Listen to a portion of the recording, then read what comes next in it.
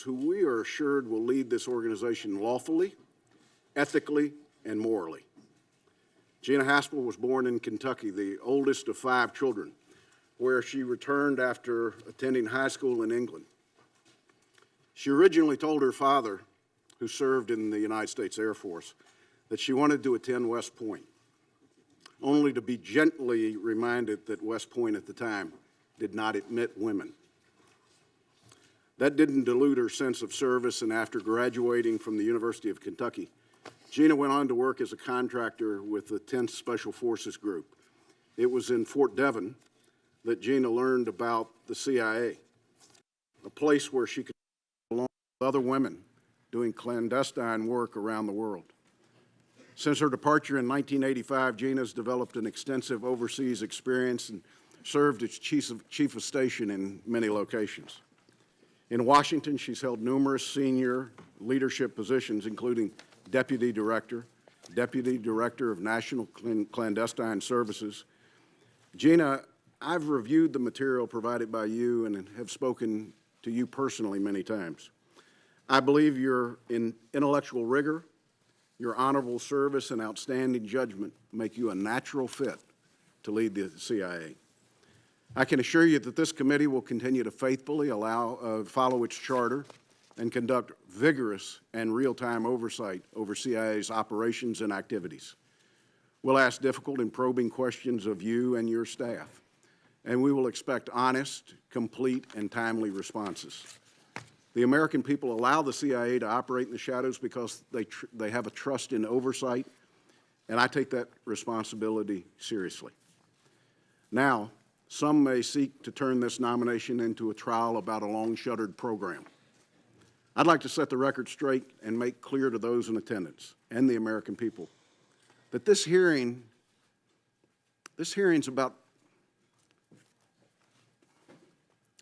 not about programs already addressed by executive order, legislation, and the court of law. It's about the woman seated in front of us. Gina, I've reviewed your records closely. I've read your detailed and thoughtful answer to the committee's pre-hearing questions, and I've spoken with you many times over the years. You are, without a doubt, the most qualified person the President could have chosen to lead the CIA and the most prepared nominee in its 70-year history.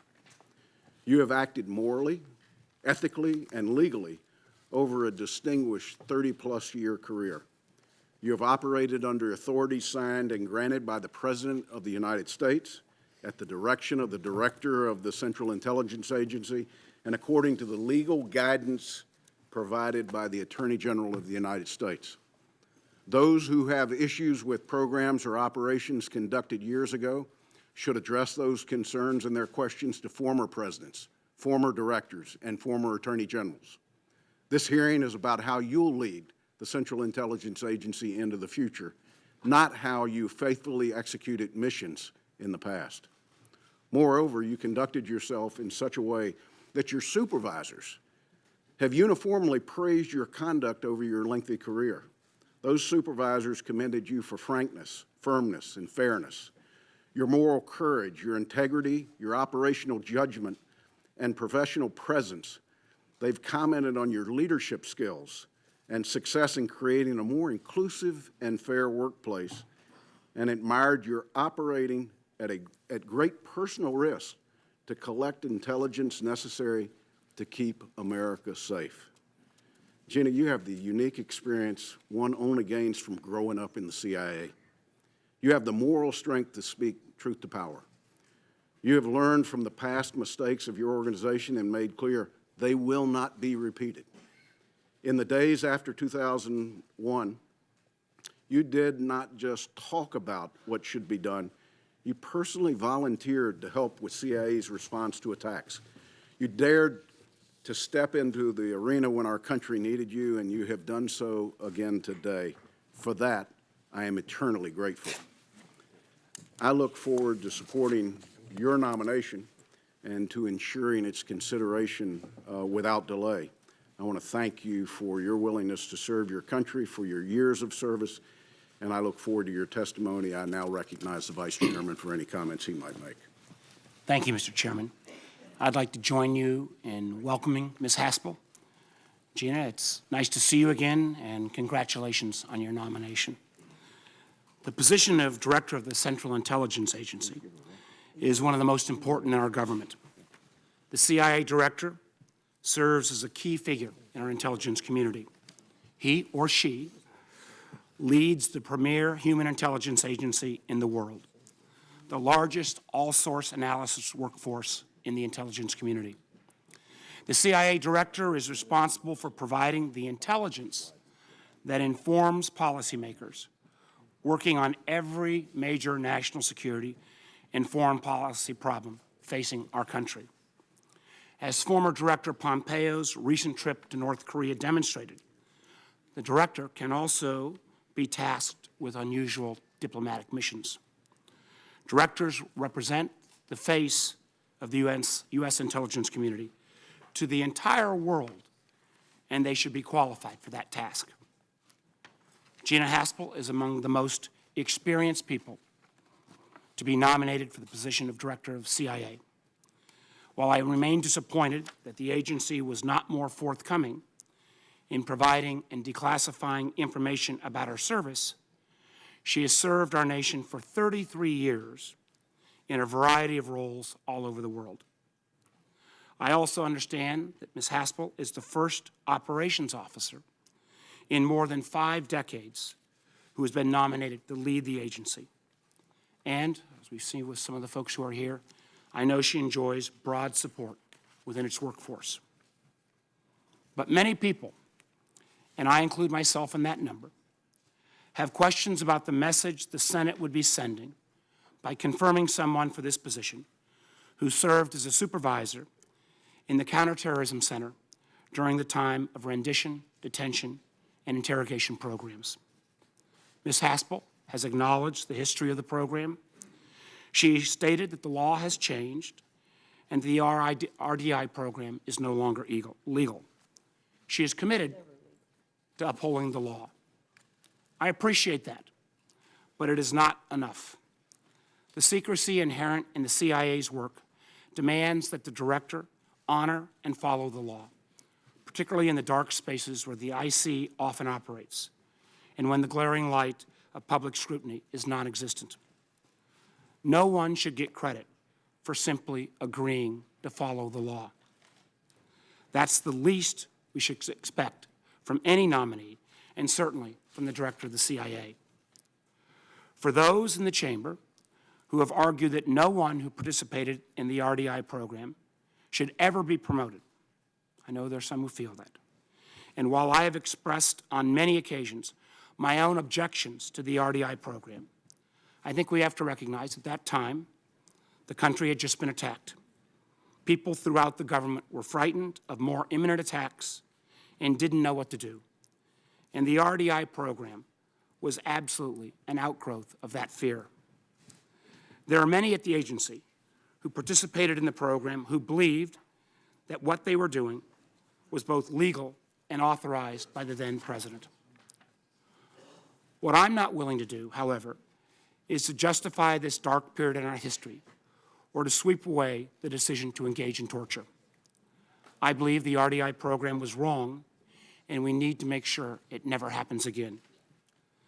Ms. Haspel, what the committee must hear and what I must hear is in your own view of the RDI program today, given the benefit of time and hindsight, should the United States ever permit detainees to be treated the way the CIA treated detainees under the program, even if you believe it was technically legal? Most importantly, in your view, was that program consistent with American values? We must hear how you would react if the President asked you to carry out some morally questionable behavior that might seem to violate a law or treaty. How will you respond if a secret DOJ opinion authorizes such behavior and gives you a, quote, get-out-of-jail-free card? On that day, if ordered, to take such actions that are inconsistent with American values, will you say yes and follow the orders, Will you keep Congress in the dark? Ms. Haspel, I encourage you to take these issues seriously and to address them at length. My vote on your confirmation will be greatly influenced by how you address these questions today. I know the committee, and I in particular, will want to hear about also your interaction with respect to the 2005 decision to destroy the CIA interrogation tapes. What role did you play? And if given the chance, would you do it again? In the same vein, I would like to know your views from that time on about informing congressional leadership. Given the necessary secrecy of the agency's activities, it is fundamental to our system of checks and balances that you be extremely forthcoming with this committee, with the chairman and with me as vice chairman. I expect you to look for reasons to read us in rather than looking for excuses to keep us out of the loop. Ms. Haspel, you should consider carefully how you might deal with morally questionable requests in the future. If confirmed, you will face a White House, and frankly, in my belief, a president who does not always seem interested in hearing, much less speaking, the truth. The president seems incapable or unwilling to accept the facts that might contradict his views or his policy preferences. Indeed, there have been some in this administration, even some in the president's own appointees, who have been attacked for telling a truth in public that contradicts the White House narrative. You simply cannot allow the prospects of such attacks from dissuading you of speaking truth to power. I'm interested to know how you view your relationship with the president and how you will approach encouraging him and engaging with him. We have seen on many occasions that this president has no qualms about completely circumventing members of his own administration, even when making policy that falls within their agency's jurisdictions. At the end of the day, do you believe you'll be in the room when it matters? And if you're in the room, will the president listen to you when you tell him something is a bad idea? Finally, Ms. Haspel, I will end with what I hope is an easy but critical request. As you know, this committee continues its investigation into Russian interference in the 2016 election. I will expect your commitment to continuing cooperation with us and with the Mueller investigation in the future. I hope you will agree that it is critical that both of these investigations be permitted to proceed independently and completely towards their own conclusions without White House interference. Gina, again, congratulations on your nomination and for your very important work on behalf of our country. Thank you, Mr. Chairman. I yield back. I thank the Vice Chairman. It's now an honor to recognize two of our former colleagues. Welcome to each of you, and I will recognize Senator Chambliss and then Senator Bayh for their introductions. Senator Chambliss. Thank you, Mr. Chairman, and to you, Vice Chairman Warner, distinguished members of the committee. It's an honor for me to be here with you today, along with my dear friend and former colleague, Senator Bayh, and also with our mutual friend, Gina Haspel, obviously President Trump's nominee to be the leader at the CIA. It's hard to believe it's been a little over 3 years since I sat on your side of the dais, and while I miss my personal relationship with each one of you, I do not miss the daily decisions that you're having to make, but thank goodness all of you are here to do that. I've known and admired Gina Haspel for many years. In fact, I met her as a member of this committee, and no doubt traveling to one of the many garden spots that CIA officers have been deployed around the globe. Gina is a consummate intelligence professional who is unwaveringly honest and objective, which is exactly the type of person we need leading the men and women of the CIA today. The world in which we live gets more complex each and every day. Today we're fighting terrorism on several different continents. Major world powers like China and Russia are becoming increasingly more aggressive. The threats from rogue regimes, cyber attacks, and weapons of mass destruction are increasing. All the while, the international cooperation and stability continue to deteriorate. The world in which we live needs experience at the helm of the CIA. Gina Haspel joined the CIA during the Cold War and has played a part in keeping our country safe ever since. She has served with distinction for over 30 years, working at almost every level of the National Clandestine Service. For her contribution, she's been awarded the Intelligence Medal of Merit, the George H.W. Bush Award for Excellence for Counterterrorism, the Donovan Award, and a Presidential Rank Award. Gina's nomination is also significant because, if confirmed, she would be the first female director of the CIA in the agency's history, an achievement that is long overdue, considering the incredible contribution over the years that women have made to the mission of the CIA. Throughout her career at the CIA, Gina has held many leadership positions, but also taken on some of the most demanding and least rewarding assignments that the agency has to offer. Gina joined the CIA's Counterterrorism Center in the wake of 9/11, putting herself at risk when her country needed her the most. As the committee well knows, these jobs require long hours, are nerve-wracking, and come with great personal risks. It's difficult to talk about all of Gina's accomplishments over her 30-plus year career at the CIA in an open setting, but I know that each of you have reviewed her extensive record. Gina has been criticized in the press for some of her work done at the CIA's Counterterrorism Center. And frankly, I find this criticism very troubling. In 2011, as you all know, Mike Morrell reviewed Ms. Haspel's conduct related to the CIA's destruction of the interrogation tapes and determined her actions to be appropriate and found no fault in the performance of her duties. We all have very strong feelings about the counterterrorism programs that the CIA carried out following 9/11. However, responsibility for these programs rests with the Commander-in-Chief and the senior leadership at the CIA, not Gina Haspel. When a CIA officer is carrying out authorities granted to them by the President at the direction of their superiors and in a way that is determined to be lawful by the Attorney General, they should not be punished, period. I hope I've made the case for Gina, but I also hope you won't just take my word for it.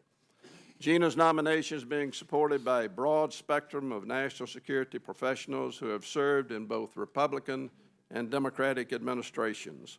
Intelligence community leaders like Henry Kissinger, Jim Clapper, Bob Kerrey, Mike McConnell, Mike Hayden, Leon Panetta, John Brennan, and many others. In today's political climate, I cannot name the last time that so many former intelligence professionals agreed on a single nominee. Everything I've said to this point is part of the public record, and I now want to close by putting a personal touch on this nomination. During my 2 years on the HPSI and 12 years on this committee, I traveled overseas extensively for the purpose of conducting oversight of the intelligence community. A lot of that travel was with Chairman Burr and with Senator Feinstein. With only a couple of obvious exceptions, we visited with the intelligence community personnel in every hotspot in the world. On several of those stops, we visited with Gina Haspel. Never were we less than significantly impressed by the leadership that Gina was giving to the agency. Every member here knows the mission of the CIA, but I'd just like to say to the general public the written stated mission at the CIA, which is to preempt threats and further U.S. national security objectives by collecting intelligence that matters, producing objective all-source analysis, conducting effective covert action as directed by the President, and safeguarding the secrets that help keep our nation safe. No one is better prepared, more focused, or more capable to carry out that mission than is Gina Haspel. Mr. Chairman, Gina is a proven leader who knows the agency and the threats we face. She is ideally suited to become the next and first female director of the CIA. Everybody on this committee has an obligation to vet her nomination thoroughly, and I know you will. But at the end of the day, I urge you to support her nomination and send it to the floor so that her nomination can be confirmed by the Senate of the United States. Thank you, Mr. Chairman. Thank you, Senator Chambliss. Senator By. Thank you, Chairman Burr, Vice Chairman Warner, members of the committee, former colleagues, and current friends. Let me begin by thanking each of you for your service and vital work performed on the Senate Select Committee on Intelligence. Senator Chambliss and I know firsthand the important responsibility each of you bear, and I'm sure I speak for millions of our fellow citizens when I thank you for carrying it out in such an exemplary manner. It's a pleasure to be with you again to introduce Gina Haspel. My connection to this committee, Mr. Chairman, is longstanding. In fact, my father, Birch By, served on this panel when it was first created in the aftermath of the church hearings, which documented the essential need for Congress for congressional oversight of our intelligence community, a role this nominee strongly supports. My own decade of service on the Senate Select Committee on Intelligence, including with many of you, was, to say the least, eventful. Like today, we faced Russian hostility, Iranian regional ambitions, an expansionist China, an erratic North Korea, cyber threats, and much, much more. But unlike today, and thank God for that, on September the 11th, 2001, we experienced a tragedy that indelibly defined those years, when a group of suicidal fanatics killed almost 3,000 innocent men, women, and children. It was the deadliest attack on our homeland in half a century. Who can forget the image of the Twin Towers falling? Who can forget the images of people leaping to their deaths to escape the flames? When would the next attack come? How many more Americans would die? Throughout it all, this committee was an oasis of bipartisanship. No Democrats, no Republicans, just Americans working together to protect our country. Gina Haspel has done, and if confirmed, will do likewise. She is a lifelong intelligence professional, does not come from the world of politics, and may be the most nonpartisan individual ever nominated for Director of Central Intelligence. It is instructive that former DCIs of both parties endorse her nomination, including Leon Panetta, John Brennan, and Michael Hayden. Each of these men have been blunt in their criticism of some aspects of the current administration, but all support Gina Haspel. Ms. Haspel, as has been noted, is without question the most qualified person ever nominated for this position. For 33 years, she has worked to defend America from those who would harm us. She has served on the front lines, and she has served with some who now are memorialized with gold stars on the wall in Langley, in tribute to their ultimate sacrifice. She knows the cost of freedom. She is a clear-eyed, hard-nosed expert on Russia at a time of mounting threats from that nation. And if confirmed, as Senator Chambliss noted, she would be the first woman to serve as DCIA, sending a clear message that advancement in the intelligence community is based on merit, not impeded by prejudice. Finally, she had the unenviable, weighty responsibility of protecting American lives during times of maximum danger, while also remaining true to our core values. As Senator Warner indicated, questions will be asked today, and they should be asked today, about whether the right decisions were always made. And you should probe deeply to determine whether, if mistakes occurred during that difficult time, were lessons learned, and whether the hard-won wisdom will inform our future conduct. Under Director Haspel, I am confident it will. If approved by this panel and confirmed by the Senate, Gina Haspel will obey the rule of law. She has the experience and strength to speak truth to power.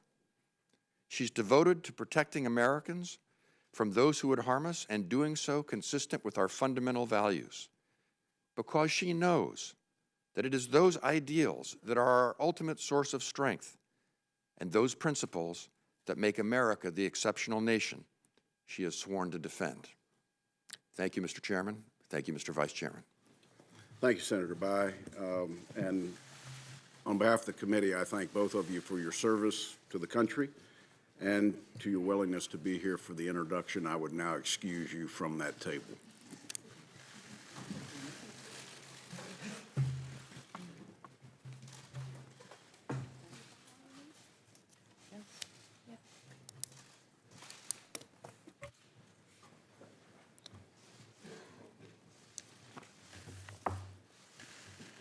Ms. Haspel, I'd ask you to stand and raise your right hand.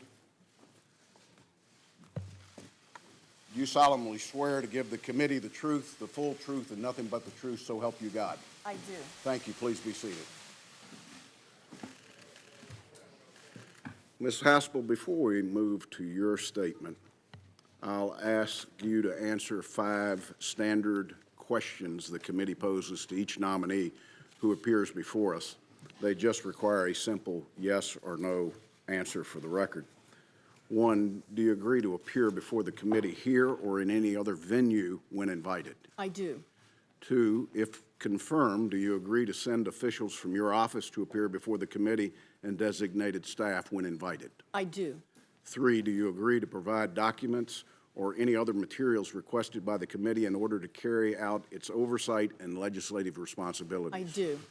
4, will you both ensure that your office and your staff provide such materials to the committee when requested?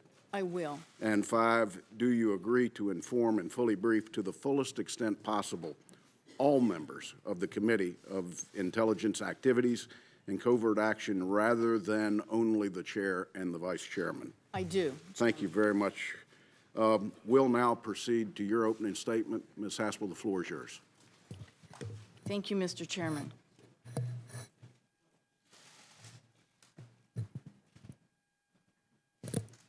Chairman Burr, Vice Chairman Warner, and members of the committee, thank you for the opportunity to appear before you today. I want to thank Senators Chambliss and Bai for the kind words and support. I would also like to take just a moment to recognize a few guests who have come today, including Principal Deputy Director of National Intelligence and my good friend Sue Gordon, CIA Chief Operating Officer Brian Bulletow, Mrs. Susan Pompeo, thank you for coming, the best ambassador I ever worked for, Ambassador Louis Sussman, and 2 dear mentors of mine, senior CIA officers and then later senior IC officials, Mary Margaret Graham and Charlie Allen. I am here because I have been nominated to lead the extraordinary men and women at the Central Intelligence Agency, men and women who are our country's silent warriors. These dedicated professionals spend much of their careers in difficult, far-flung outposts of the globe, striving to make our fellow Americans more secure at home. It has been the privilege of my professional life to be one of those CIA officers. Now, I have been asked by President Trump to lead this workforce and to continue the work that Mike Pompeo and I began a little more than a year ago, ensuring that CIA is postured to meet the complex challenges our nation faces. Those challenges include a changing but still lethal threat from terrorist groups, a nuclear threat against the continental United States from a rogue state, destabilizing Iranian adventurism, an aggressive and sometimes brutal Russia, and the long-term implications of China's ambitions on the global stage. While these challenges are daunting and offer few easy answers, I am confident the United States and the American people have the resolve to meet them head-on. If I am confirmed as director, you have my solemn commitment that I will position this agency to provide the intelligence support our country needs to meet the challenges of today and those of tomorrow. I welcome the opportunity to introduce myself to the American people for the first time. It is a new experience for me as I spent over 30 years undercover and in the shadows. I don't have any social media accounts, but otherwise I think you will find me to be a typical middle-class American, one with a strong sense of right and wrong, and one who loves this country. I was born in Kentucky, and while my family has deep roots there, I was an Air Force brat, and we followed my father to postings all over the world. My childhood overseas instilled in me a deep love for foreign languages and cultures, but also a deep understanding of the vital role of American leadership in combating aggression abroad. I joined CIA in 1985 as a case officer in the clandestine service. From my first days in training, I had a knack for the nuts and bolts of my profession. I excelled in finding and acquiring secret information that I obtained in brush passes, dead drops, or in meetings in dusty alleys of third world capitals. I recall very well my first meeting with a foreign agent. It was on a dark, moonless night with an agent I'd never met before.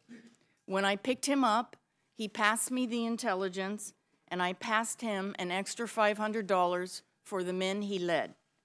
It was the beginning of an adventure I had only dreamed of. The men who ran CIA in those days leaned forward in giving me the right opportunities to succeed or fail. When a very tough, old-school leader announced that I was his pick to be chief of station in a small but important frontier post, a few competitors complained to me directly. Why would they send you? I owe that leader much for believing in me at a time when few women were given these opportunities. While I could have done without some of the long nights sleeping on the floor of my station, I was proud of the work we did there, including the successful capture of 2 major terrorists in the wake of the Africa embassy bombings, a counterproliferation operation that went our way, and the dismantlement of a local terrorist cell. Altogether, I have served 7 tours in the field, 4 as chief of station, including hardship assignments in distant posts, and more recently in the capital of a major U.S. ally. By any standard, my life at the agency, and it has been my life, has exceeded all of my expectations, from that January day when I first took the oath to today. There were few senior women leading at CIA in those days, and we are stronger now as an organization because that picture is changing. I did my part quietly and through hard work to break down some of those barriers. And I was proud to be the first woman to serve as the number 2 in the clandestine service. It is not my way to trumpet the fact that I am a woman up for the top job at CIA, but I would be remiss in not remarking on it, not least because of the outpouring of support from young women at CIA and indeed across the IC because they consider it a good sign for their own prospects. My experience and success as an operations officer led to 3 leadership positions in the clandestine service. And 1 year ago, I was asked to serve as deputy director of CIA. The reaction of the workforce to a rare nomination of one of their own to be director, someone who has been in the trenches with them, has been overwhelming. I am humbled by their confidence that I can successfully lead this agency and inspired to work harder than ever to maintain that trust. They know that I don't need time to learn the business of how CIA works. I know CIA like the back of my hand. I know them, I know the threats we face, and I know what we need to be successful in our mission. I have played a leading role this past year in setting us on the right path, and I intend on continuing on that path if I am confirmed as director. Our strategy starts with strengthening our core business, collecting intelligence that helps policymakers protect our country and advance American interests across the globe. It includes raising our investment against the most difficult intelligence gaps, putting more officers in the foreign field where our adversaries are, and emphasizing foreign language excellence. And finally, it involves investing in our partnerships, both within the U.S. government and around the globe. We must do everything we can to follow through on these investments and to make CIA as effective as it can possibly be, because the American people deserve no less than CIA's best effort. This is especially true when it comes to confronting threats from North Korea, Iran, Russia, and China. Today, CIA officers are deployed across the globe, sometimes at significant personal risk, collecting critical human and technical intelligence. I have spent my entire career driving operations, and if confirmed, I will be able to leverage that experience beginning on day one. I knew that accepting the President's nomination would raise questions about CIA classified activities in my career at the agency. I also understand that it is important for the American people to get to know me so they are able to judge my fitness for this position. So over the last few weeks, we have leaned forward to make more information about my record public. We have also shared details on every aspect of my career through classified channels with this committee as well as with the rest of the Senate. I think it is important to recall the context of those challenging times immediately following 9/11. For me, I had just returned to Washington from an overseas posting, and I reported for duty on the morning of 9/11. I knew in my gut when I saw the video of the first plane hitting the tower in Manhattan that it was bin Laden. I got up and I walked over to the Counterterrorism Center as the CIA compound was evacuated, and I volunteered to help. I didn't leave for 3 years. We worked 7 days a week, and I even had friends who postponed weddings and having babies. The men and women of CIA were driven and charged with preventing another attack. The first boots on the ground in Afghanistan were my colleagues. The first casualty in Afghanistan was a CIA officer and colleague. And it was CIA who identified and captured the mastermind of 9/11 in a brilliant operation. I am proud of our work during that time. The hard lessons we learned from that experience inform my leadership of CIA today. In light of my counterterrorism experience, I understand that what many people want to know about are my views on CIA's former detention and interrogation program. I have views on this issue, and I want to be clear. Having served in that tumultuous time, I can offer you my personal commitment, clearly and without reservation, that under my leadership, on my watch, CIA will not restart a detention and interrogation program.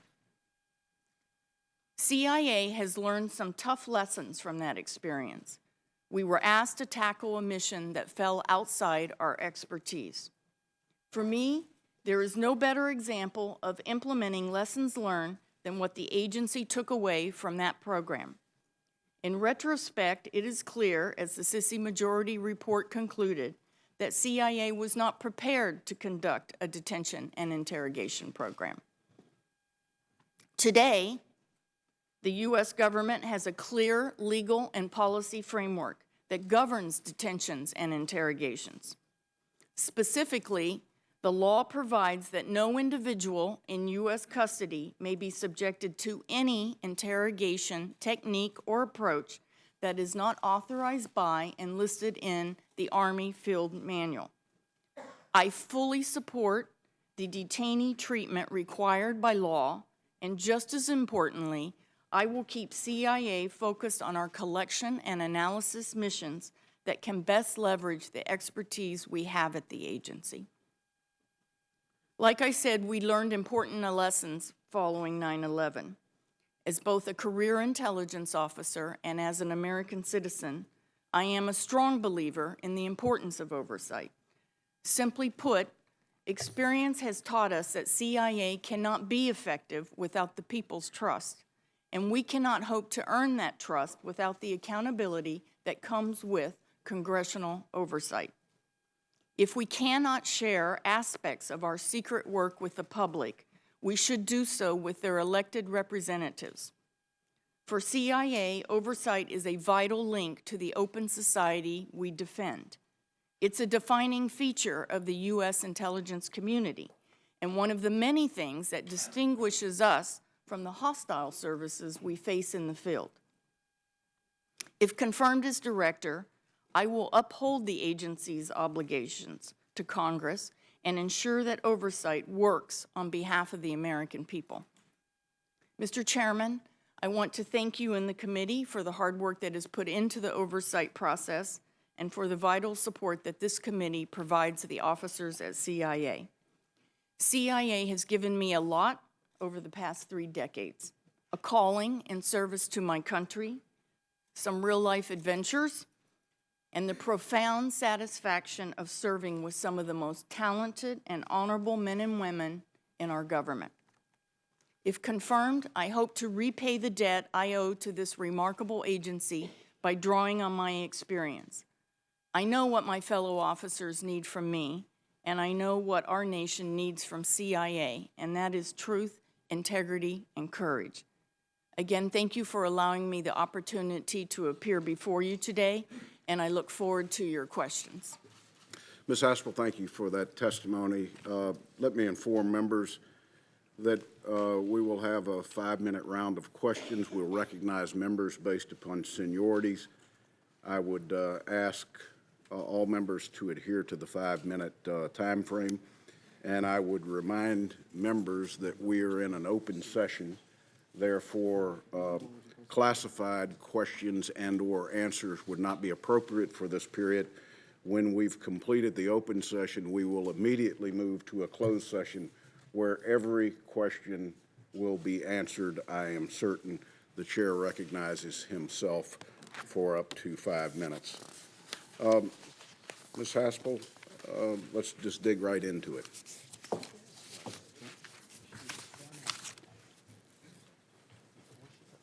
There's been much debate and much news coverage about Jose Rodriguez, the former director of the National Clandestine Service, and his decision to direct the destruction of the detainee interrogation videotapes.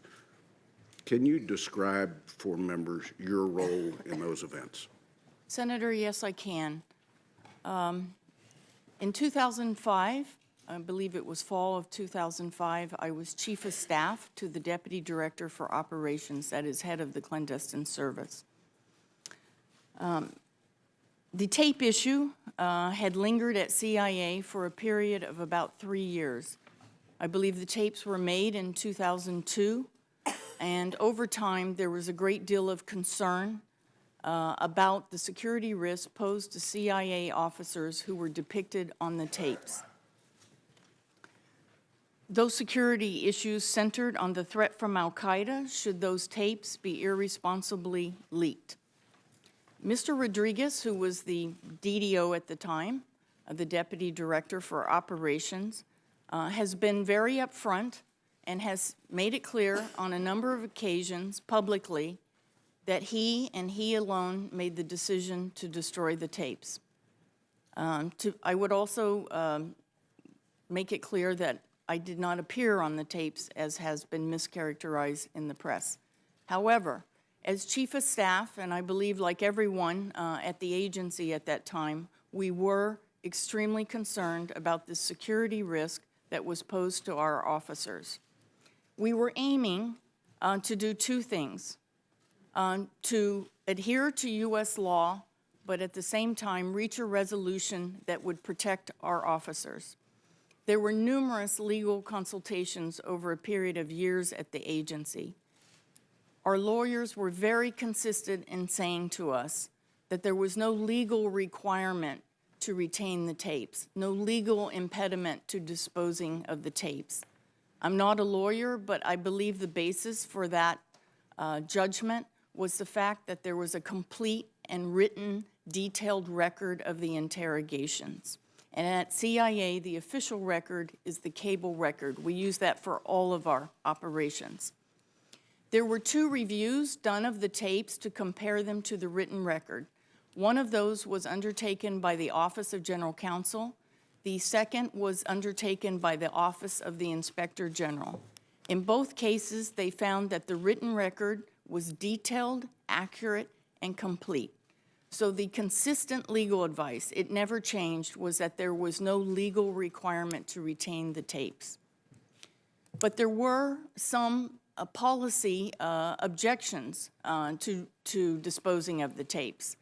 So our job in the Office of the Deputy Director for Operations was to arrange consultations with senior leaders at the agency. At the time the tapes were destroyed, Mr. Rodriguez asked me to prepare a cable because he was going to have another conversation with then director of the agency to talk about this issue again. I did so.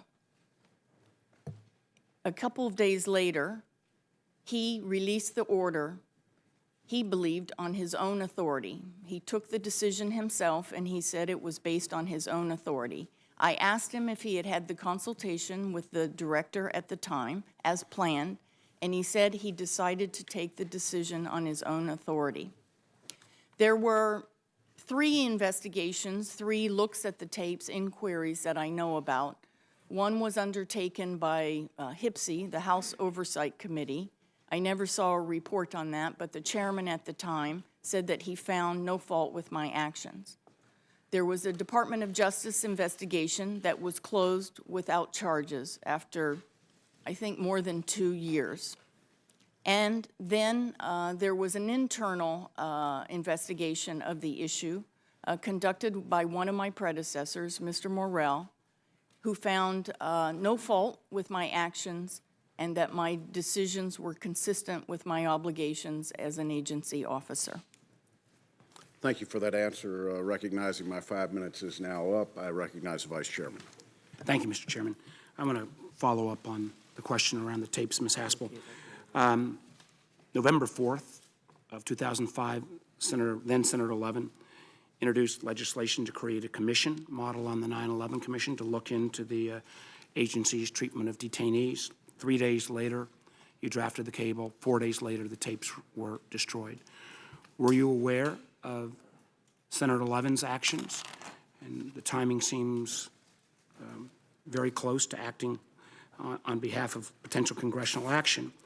And in Mr. Morrell's statements, there was comments that your superior, Mr. Rodriguez, was aware that 2 White House counsels, the Counsel of the Vice President, the DNI, and the DCIA, and the HPSI ranking member had all expressed opposition or reservations about the destruction of the tapes. So were you aware of those facts that Mr. Rodriguez was at least aware of, and were you aware of the actions of Senator Levin when you drafted your memo and then had the tapes subsequently destroyed? Senator Warner, what I recall were the security issues surrounding the tapes. I don't recall pending legislation. I just don't recall What that. about the issue of all of the councils, the Counsel of the Vice President, DNI, HPSI ranking member? The fact there was. Senator, I don't know if I was aware of all of those, but I knew there was disagreement about the issue of the tapes outside the agency, and that is why we were working toward a meeting with the then director to talk about those issues and how we address those concerns of people outside the agency. So I was working toward resolution within a process. But with that overhang, I know other members will raise this, the timing seems, I hope I can get some more clarity on the timing. I want to make sure I take my time, though, and I heard your statement about the fact that if you're confirmed, there will never be an interrogation program under your leadership, and you addressed the issue of the fact that it is against the law. Question I have, with the benefit of hindsight, do you believe the program, in terms of the interrogation program, was consistent with American values?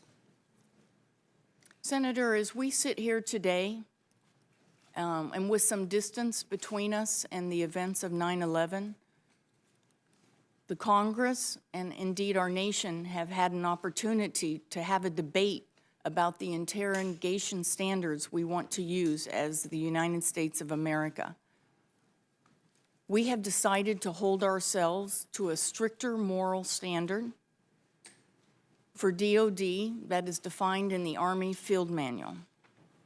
I support the United States holding itself to that stricter moral standard, and I support the Army Field Manual. But Ms. Haspel, that is answering on a legalistic. We're asking you to take on a position. I understand with RDI, you were downstream, not part of the policymaking.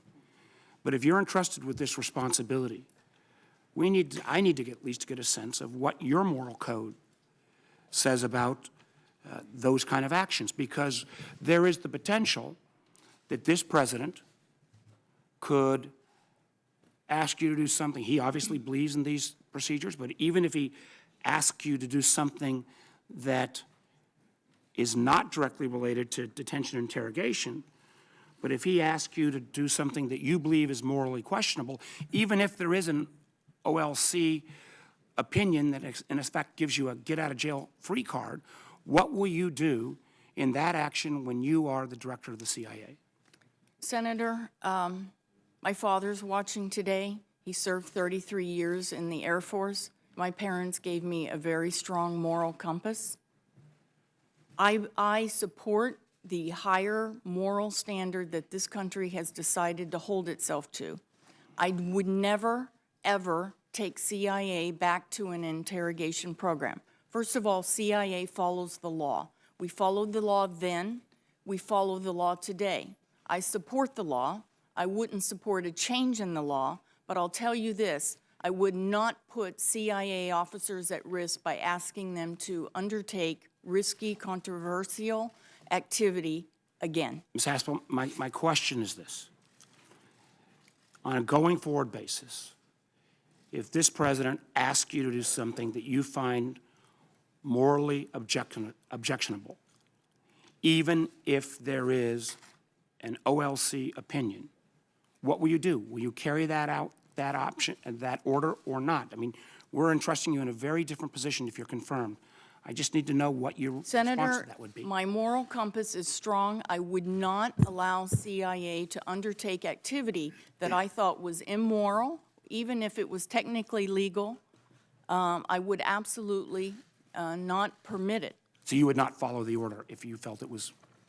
No. I believe that CIA must undertake activities that are consistent with American values. America is looked at all over the world as an example to everyone else in the world, and we have to uphold that, and CIA is included in that. Thank you, Mr. Chairman. Senator Risch. Thank you very much, Mr. Chairman.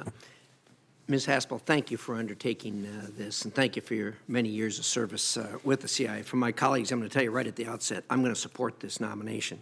I don't take that lightly. I've had the opportunity to review all the materials that have been provided, but more importantly than that, I've known Ms. Haspel for the 10 years I've been on this committee and had the opportunity to work with her over those years and even visit you out in the field when you were at the garden spots that I remember.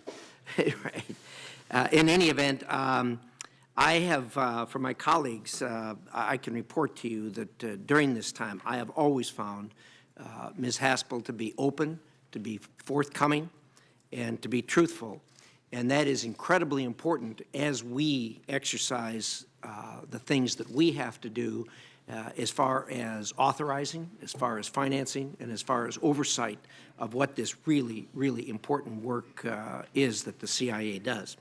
So for that, Ms. Haspel, you will be rewarded with my vote, and I feel very comfortable about that, and I sincerely appreciate your openness as we've met over the years, and I've had the opportunity to ask you about the things that I needed to know as I discharged my obligations. I'm also persuaded greatly by the former directors, both Republicans and Democrats, who are enthusiastically supporting your appointment to this. I think that is very important. I'm also persuaded by something that I think other members of this committee have probably run across, and that is we all from this committee deal regularly with our partners in intel from foreign countries. As you know, that's critically important to the job of the CIA and the other 16 intelligence agencies. Those relationships, those contacts, those dealings we have with those foreign agencies are very important.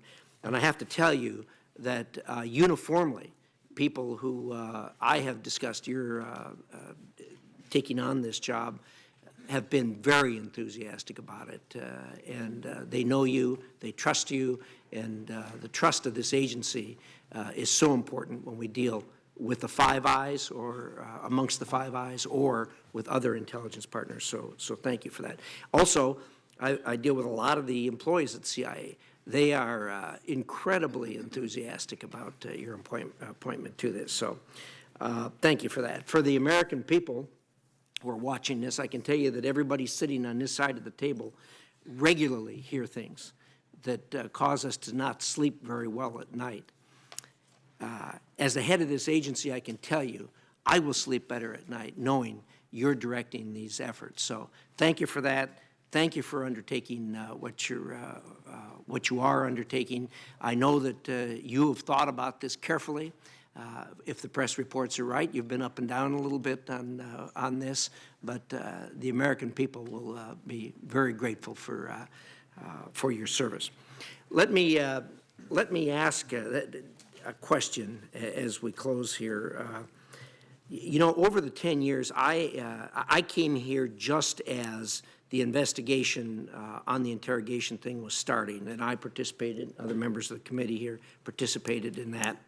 And there was a real tension between not just the CIA, but the other intelligence agencies because of the way the oversight was being done by this committee.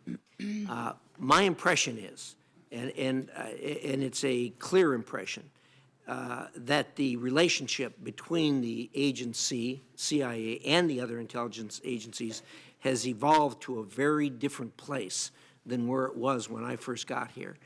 Could you talk about that a little bit, please? Thank you for that question, Senator. I think it's a very important question. When Mike Pompeo and I took the reins at Langley about 15 months ago, we decided to concentrate on 4 initiatives. And one of those is partnerships, and it involves 2 areas. First, our partnerships with our other IC partners in the U.S. government, but even more broadly than that. There are many important partnerships for CIA, and as you say, those partnerships are critical because it's a complex world. There is no more important partnership than the one between CIA and DOD. I have had the absolute honor and privilege to sit at the table with Secretary Mattis and General Dunford these last 15 months, to work with the JSOC commander and the other combatant commanders. I don't think that very important relationship has ever been in a better place. Likewise, NSA is our sister agency. We're very close. And of course, our relationship with the Federal Bureau of Investigation is critical to the national security of this country. But you mentioned something else that's important, and it's a bit of an unheralded story, but the intelligence services of our closest allies do amazing things for the national security of this country each and every day. And I can't talk very much about it in this open session, but they do incredible things that advance our national security on the terrorism and proliferation fronts in particular. And we owe a great deal of gratitude to those allies. Thank you for that. Gentleman's status expired. Senator Feinstein. Thank you very much, Mr. Chairman. Good morning, Ms. Haskell. Good morning, Senator Feinstein. While many nominees have classified backgrounds, you are very unique. You have 30 years of undercover experience.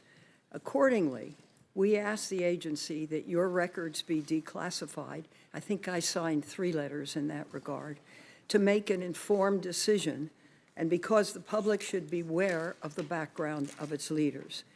Instead, the CIA selectively declassified only small pieces of information to bolster your nomination, while keeping damaging information under wraps. Giving the CIA's refusal to make your record public, I'm very limited in what I can say. And I think, as you know, I like you personally very much.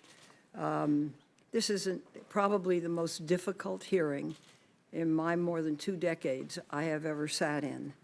But let me begin. In his memoir, former CIA Consul General John Rizzo described how in 2005, Jose Rodriguez was promoted to be Deputy CIA Director for Operations and installed as his Chief of Staff an officer from the Counterterrorist Center who had previously run the interrogation program. Is that you?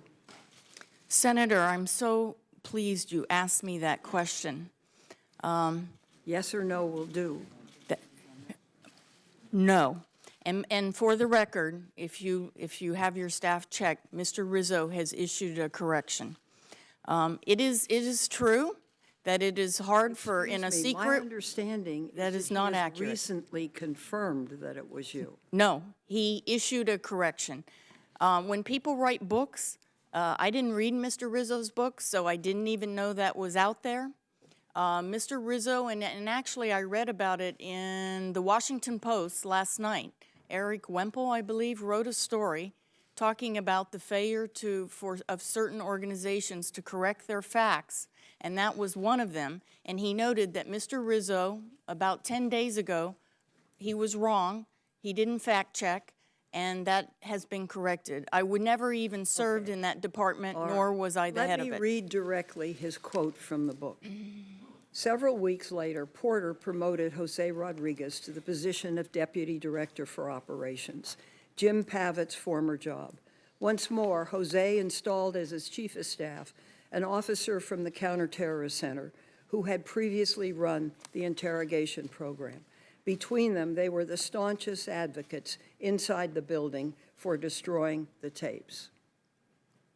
Senator, I did not run the interrogation department. In fact, I was not even read into the interrogation program until it had been up and running for a year. I never Were served. you an advocate for destroying the tapes? Senator, I absolutely was an advocate if we could within and conforming to U.S. law, and if we could get policy concurrence to eliminate the security risk posed to our officers by those tapes, and the consistent legal And you are aware of what those tapes contained?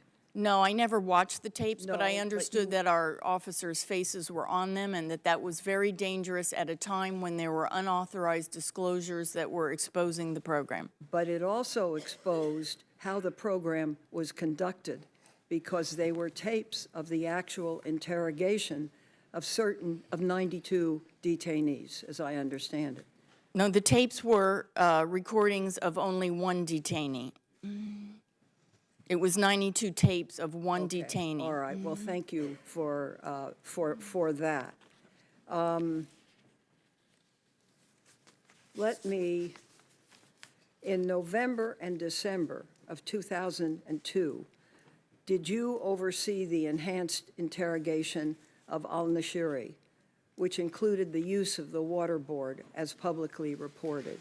Yes or no? Senator, anything about my classified assignment history throughout my 33 years, we can talk about in this afternoon's classified session. There are guidelines on, as you know, existing classification guidelines, and I should go back to your first point, which is very, very important, about why we haven't declassified more about my history. There are existing classification guidelines that apply to operational activity of any officer. It has been suggested to me by my team that if we tried to declassify some of my operational history, it would help my nomination. I said that we could not do that. It is very important that the director of the Central Intelligence Agency adhere to the same classification guidelines that all employees must adhere to, because there are very good reason for those classification guidelines. Exposing operational information can be damaging to sources and methods, as you know, but there is also a physical risk to officers who go out to the far ends of the globe and conduct dangerous missions, and they believe that their participation in those dangerous missions will be protected. It would be a security risk if we started declassifying associations between CIA officers and particular terrorist or terrorist operations. So I am adhering to the existing guidelines, and I believe that it is important and that I could not stand before the CIA if I sought for short-term gain to declassify my operational history. Thank you. Senator's time's expired. Senator Rubio. Thank you. Ms. Haspel, when I joined this committee 7 years ago, I knew as much about the CIA as the average American. Obviously, I know a lot more these days. Yes, And much of it can't be shared, but there's two things that I can. The first is that it's very easy to sit back and criticize the work of the agency with the benefit of hindsight. And the second is that the agency is made up of some of the smartest, most talented professionals that I have ever encountered in any field in my time in public service or beyond. These are men and women that could be making a lot of money in the private sector, but instead they've chosen to serve our country, many in the shadows, many at the risk of their own lives, all to keep us safe. By the way, they sacrificed this money, this time with their family, this normal life in many cases, in defense of the freedoms, including the freedoms of the protesters who often smear them and the activists who often slander them. Ms. Haspel, you embody everything that I respect and admire about the men and women of the Central Intelligence Agency, and I support you not just because of your qualifications, but because I want a young CIA trainee or case officer, I want today's operational officers, I want today's station chiefs, I want today's, all of these professionals to know that they too can one day be sitting where you are sitting today and have the opportunity to lead this agency. And I would ask, if someone like you, with your history, with your record of service and sacrifice and excellence, if someone like you cannot be confirmed to head this agency, then who can? And if someone like you is smeared in this process, what message are we sending to the young men and women who today are serving our country in the same roles in which you have served our country over the last 30 years? And I thought it was important for that to be part of the record today, because as much as anything else, this hearing is not just about your nomination for me. It is also about the men and women who serve us, of which I said at the outset, you embody the best of the men and women of the Central Intelligence Agency. On a policy front, I want to ask you about U.S.-China relations. For decades, American foreign policy towards China has been rooted in the belief that as they prospered economically, they would embrace democracy, they would embrace the global rule of law. That consensus, I think, by all accounts, has been catastrophically wrong. Today, China is undertaking a comprehensive effort to supplant the United States and to undermine us. And they've benefited from the greatest transfer of wealth in history through the theft and the forced transfer of intellectual property. They use unfair trade and other practices to undermine our industrial and technical base. They gather and exploit data at an unrivaled scale. They're building the most capable and well-funded military in the world, second to ours. And so my question, first and foremost, is the agency, as it stands today, equipped and structured to meet this multifaceted challenge? Senator, thank you for that question. One of the first things Mike Pompeo and I looked at when I returned to the agency from overseas in early 2017 is how we're doing on the hard targets. That's what you're talking about: China, Iran, Russia, North Korea. Of course, our investment in counterterrorism has to be very significant. We have to be vigilant, and we can't take our eyes off that ball. But there are more strategic threats, and you talked about one of them, China. China's rise as a global power. CIA has a very important role in monitoring China's rise as a global power. China's efforts to diminish U.S. influence not only in the Pacific, but all around the world. China's unfair trade practices and China's overt and illicit efforts to steal U.S. technology and know-how and intellectual property. We, with the support of this committee, are raising our investment on each of these hard targets. We have incredible expertise on China at the agency. It is a very strong team. I'm very proud of our analysts. It is a subject that a week doesn't go by that either the President asks for an expert briefing or Secretary Mattis asks for someone to come over and brief him on China issues. We have a good program, but your more general point is that we have to do more and we have to invest more on each of these hard targets. Well, I recently introduced legislation with Senator Cotton that would block the U.S. government from buying or leasing telecommunication equipment from Huawei or ZTE Corporation beyond government purchase. I would ask you, just as with the citizens that are watching, if you were just an everyday American or even someone involved in any sort of sensitive work, would you purchase a Huawei phone or connect your phone or computer to a Huawei or ZTE network? Well, Senator, as I mentioned, I don't even have a social media account, but I wouldn't use Huawei products. And Senator's time's expired. thank you. Senator Wyden. Thank you, Mr. Chairman. Ms. Haspel, thank you very much for your courtesy in meeting with me yesterday. However, I regret to have to say there is no greater indictment of this nomination process than the fact that you are deciding what the country gets to know about you and what it doesn't. And so far, the American people have only been given information that is designed to help you get confirmed. Everything else has been classified. So I've got some questions. I think they're fairly short, and some I hope we can do yes or no. Now, you publicly released the Morell report, which some have cited as reflecting favorably about your involvement in the destruction of interrogation tapes. Do you have any objection this morning to the public release of the Durham investigation, which would give the American people more information on the same topic and which does not come from the CIA? Senator, just to be clear, the request for the declassification of the Morell memo was in response to a member on this committee.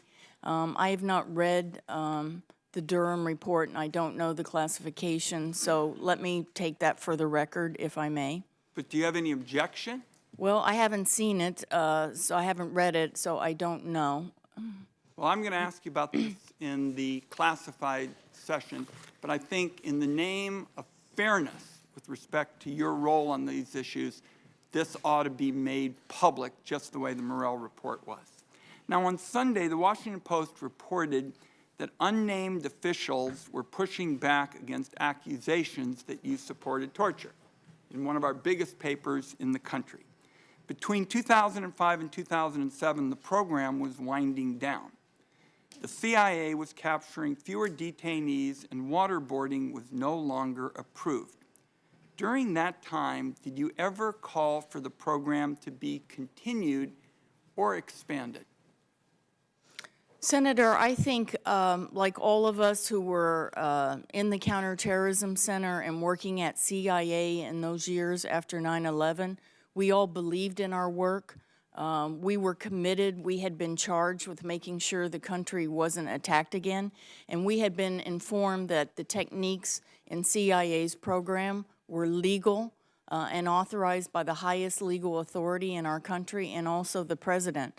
So I believe I and my colleagues in the Counterterrorism Center were working as hard as we could with the tools that we were given to make sure that we were successful in our mission. My time is short, and that respectfully is not responsive to the question. That was a period where the agency was capturing fewer detainees, waterboarding was no longer approved, and especially in light of that Washington Post story, I would really like to have on the record whether you ever called for the program to be continued, which it sure sounds to me like your answer suggested. You said, well, we were doing our job, it ought to be continued.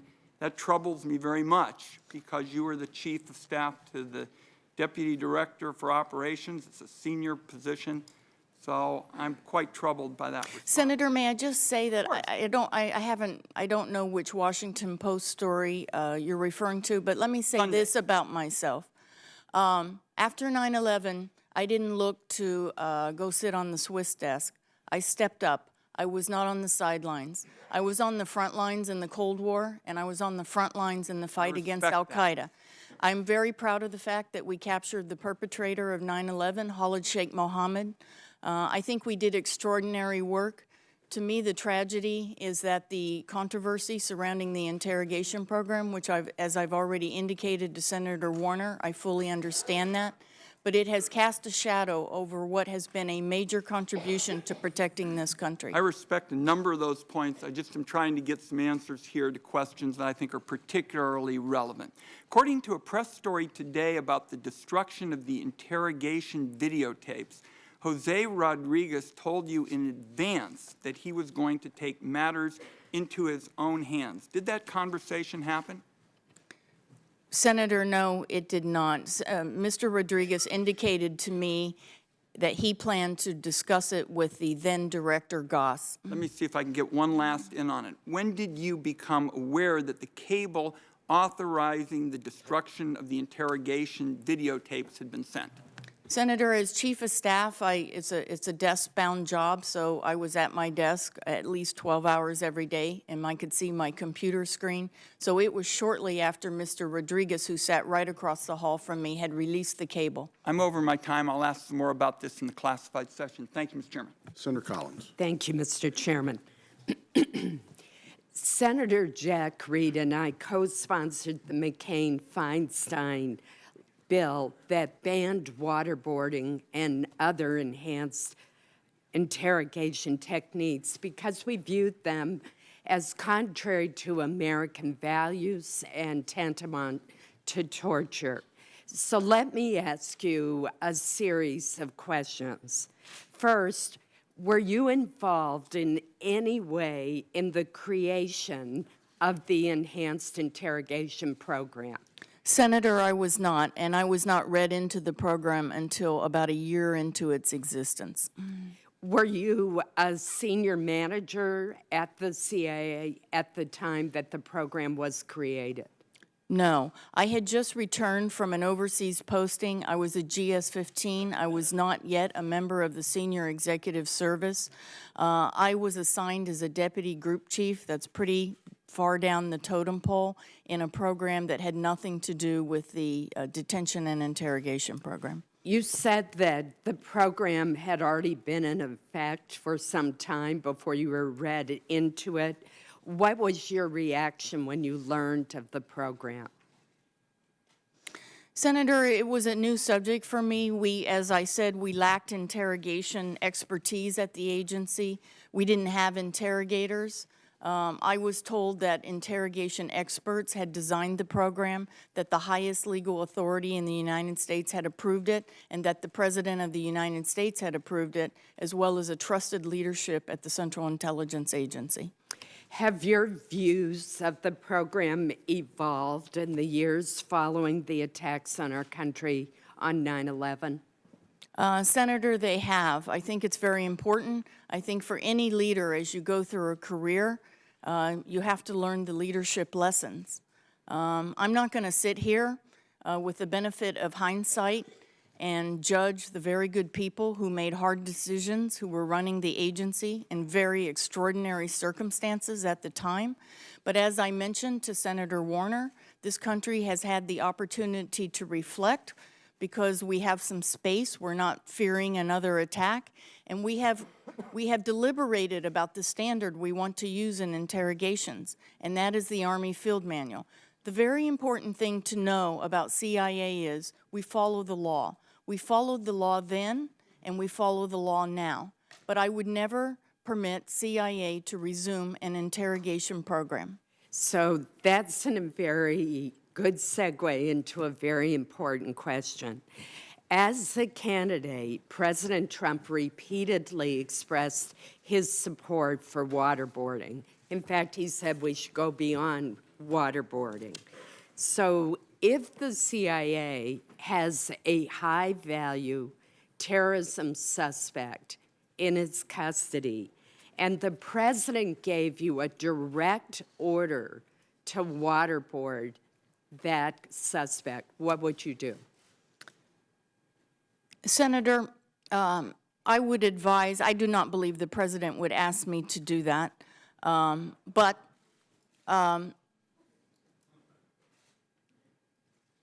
we have today in the U.S. government other U.S. government entities that conduct interrogations.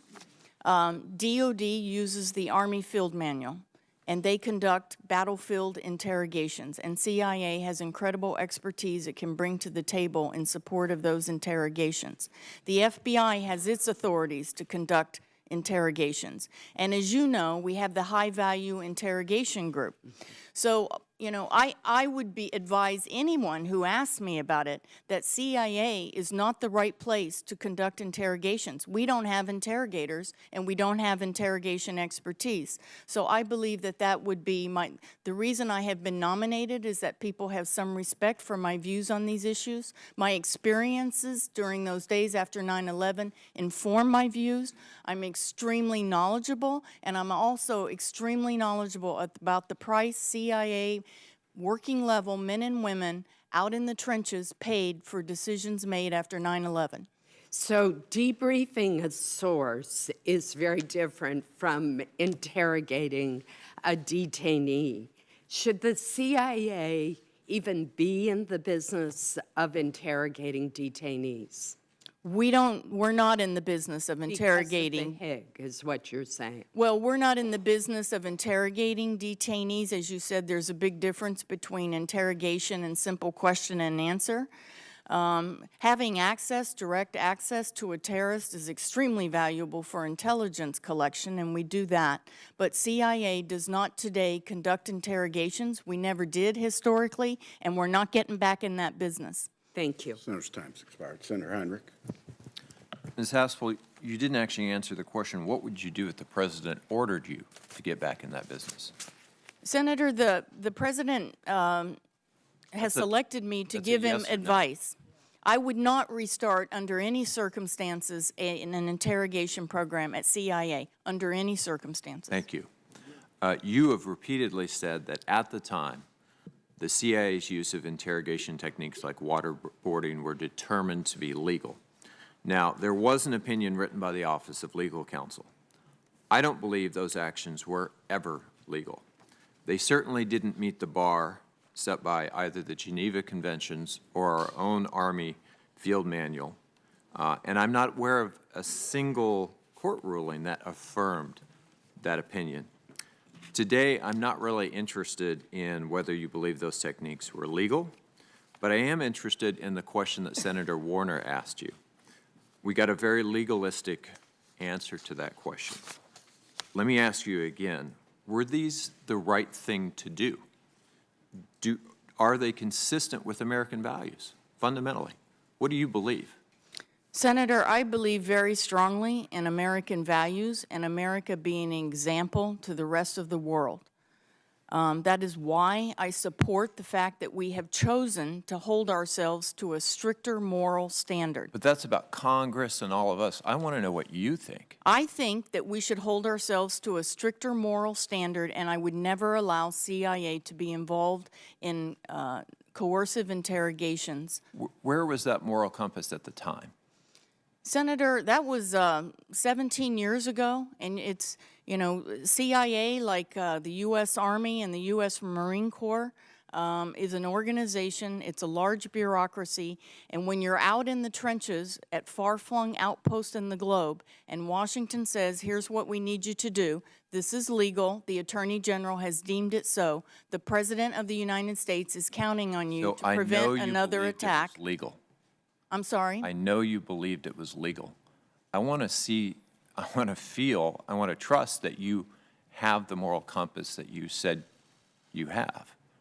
You're giving very legalistic answers to very fundamentally moral questions. Senator, that we've provided the committee every evaluation since my training report when I first joined in 1985. In all of my assignments, I have conducted myself honorably and in accordance with U.S. law. My parents raised me right. I know the difference between right and wrong. Let's move on to the videotapes. You told me earlier this week that you supported the decision of the CIA's Deputy Director of Operations to order the destruction of those videotapes depicting the use of EITs. Would you still support that order today? Senator, I would not. I think it's, as I said, it's very important that people learn. Experience is a good teacher, and the piece that was missing from the tapes was making sure that we had all the stakeholders' concurrence. There's also another very important leadership lesson. And as director of CIA, when your officers are concerned about their physical security, you can't let it languish in your inbox Absolutely, for 3 I years agree. with no action. We should support that security. Why couldn't the agency have simply digitized that video and then blacked out the faces of any agents in those videos? Why actually destroy the videotapes? Doesn't that feel like a cover-up, even if it isn't? Senator, I don't think we were worried about official release. This was at a time when the entire program was the subject of unauthorized leaks, and someone was found guilty of those unauthorized leaks. So the concern was an irresponsible leak of our officers' faces to the world, not an official release. No, I understand that, but if you would have blacked out the agents' faces, destroyed the videotapes, and then kept a digital record, that would have addressed those security concerns. Senator, I'm just not a technical person, so I don't. It's not that complicated. Well, I don't, Senator, I don't know if that was considered or not. Do you think that a transcript that says the detainee continued to scream or the detainee appeared to be drowning has the same gravity, the same reality as an actual video? Senator, I never saw the videos. I do know that we keep very complete and almost verbatim records in our cable traffic. But I think that the issue was the security risk posed to our officers. Thank you. Gentleman's time's expired. Senator Blunt. Thank you, Chairman. Ms. Haspel, we haven't really mentioned the broad support that you have had publicly from Democrats, Republicans, people who've run this agency in the past, people have associated with, frankly, people that this committee members on this committee have shown great respect and regard for, have shown that same respect and regard for you. I heard General Hayden, former CIA director, say the other day that he would be incredibly comfortable when the president was making decisions. He may have said, maybe even more than comfortable, he said he would feel more secure or something like that if you were the person in the room. That's really what we're talking about right now. We're not talking about what happened 17 years ago. We should be talking about what might happen 17 days or 17 weeks from now. I thought General Hayden actually captured my exact feeling on this topic. The importance of you being in the room, your mastery of the facts, your broad understanding of what has happened during your career all over the world, the cause, the result, the relationships, all of those things. This is a term I think is often overused, and I try not to use it very often, but it is the truth to power. You're in the room, you understand the facts. Talk about your sense of obligation to present those facts and to speak truth to power at a moment when it matters. Senator, thank you. Truth to power is one of CIA's most important missions. Like with any new administration, CIA has to demonstrate to the new team what we can bring to the table. I'm incredibly proud, even though I come from the operational side, I'm incredibly proud of the analyst at CIA. That's really our face with policymakers, including the Congress. They do an incredible job on the President's daily brief each day. They do an incredible job on the expert briefings they provide to inform the important decisions our policymakers must consider. As I mentioned, there isn't a week that doesn't go by that I am not the subject of a request to have an analyst by name come over and talk about some of the big issues. Our North Korea team has a superb reputation. Our China team is running all over this town. They're so busy providing briefings. We are all about bringing the most sophisticated, objective, all-source analysis we can to make sure that the President and his team have the best intelligence that we can deliver. It is hugely important.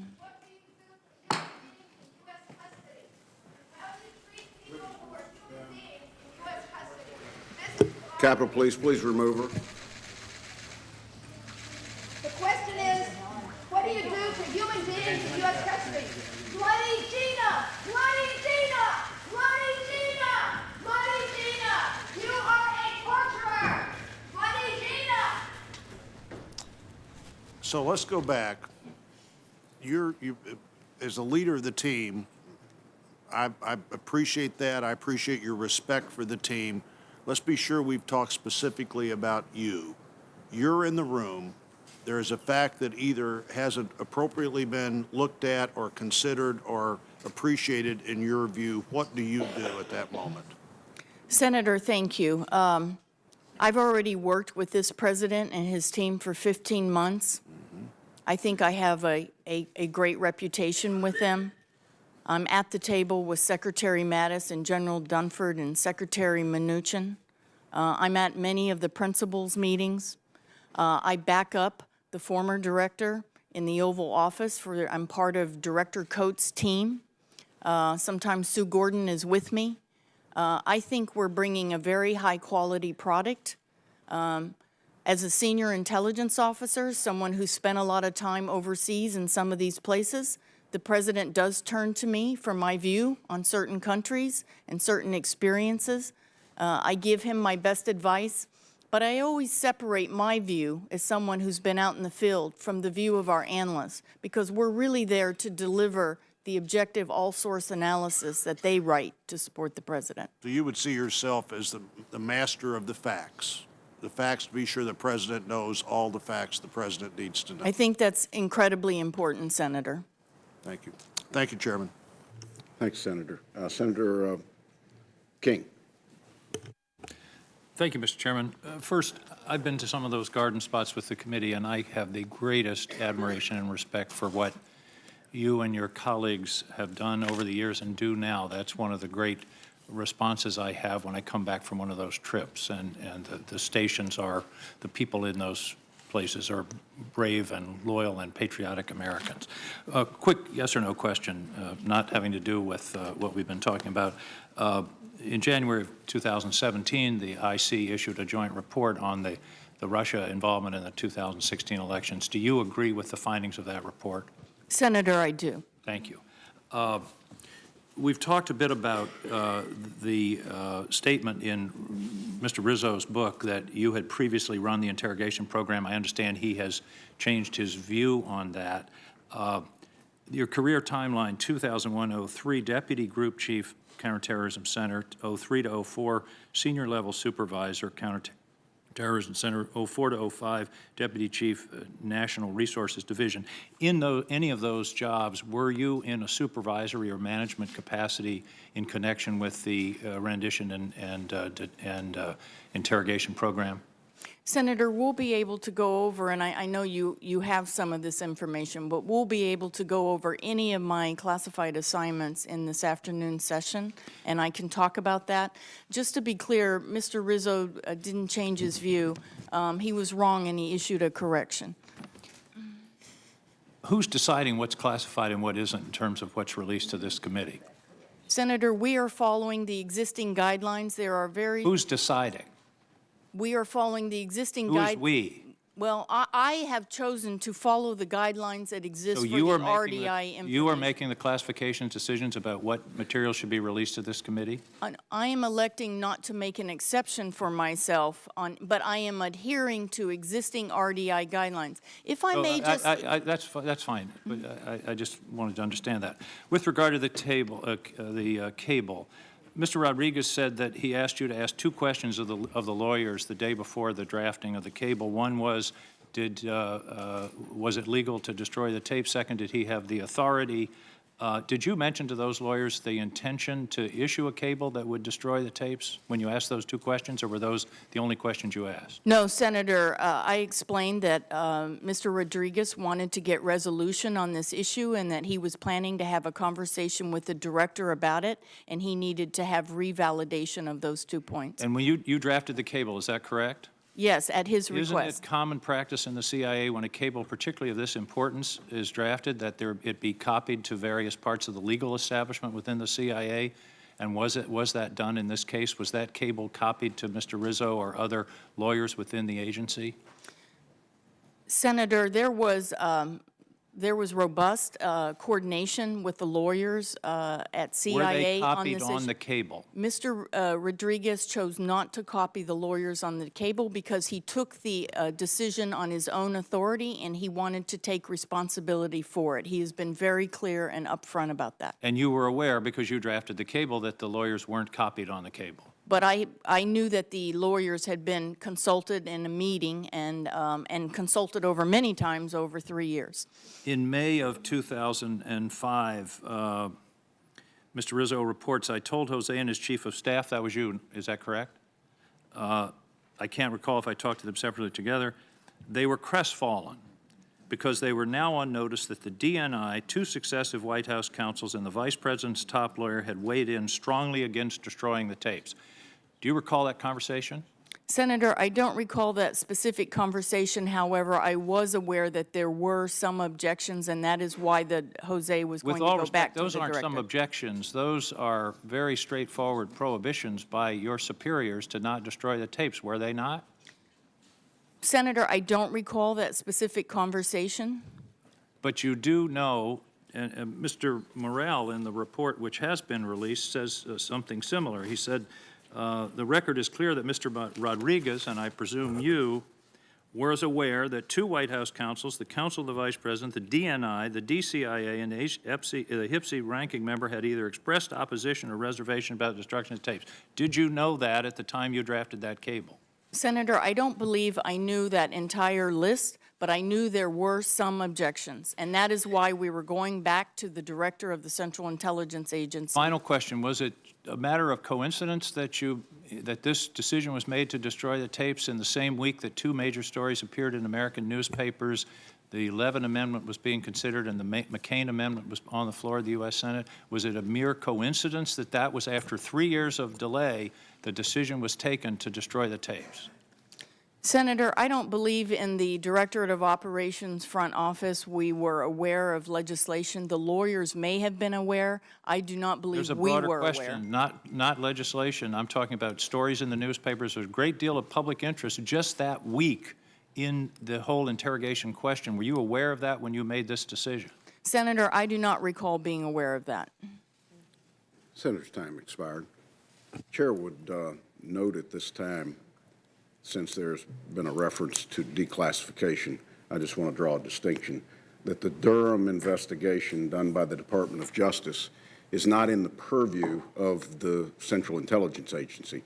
Any decision to declassify or keep classified is a Department of Justice decision, and I just wanted to separate that from the discussions about Ms. Haspel's background at the agency.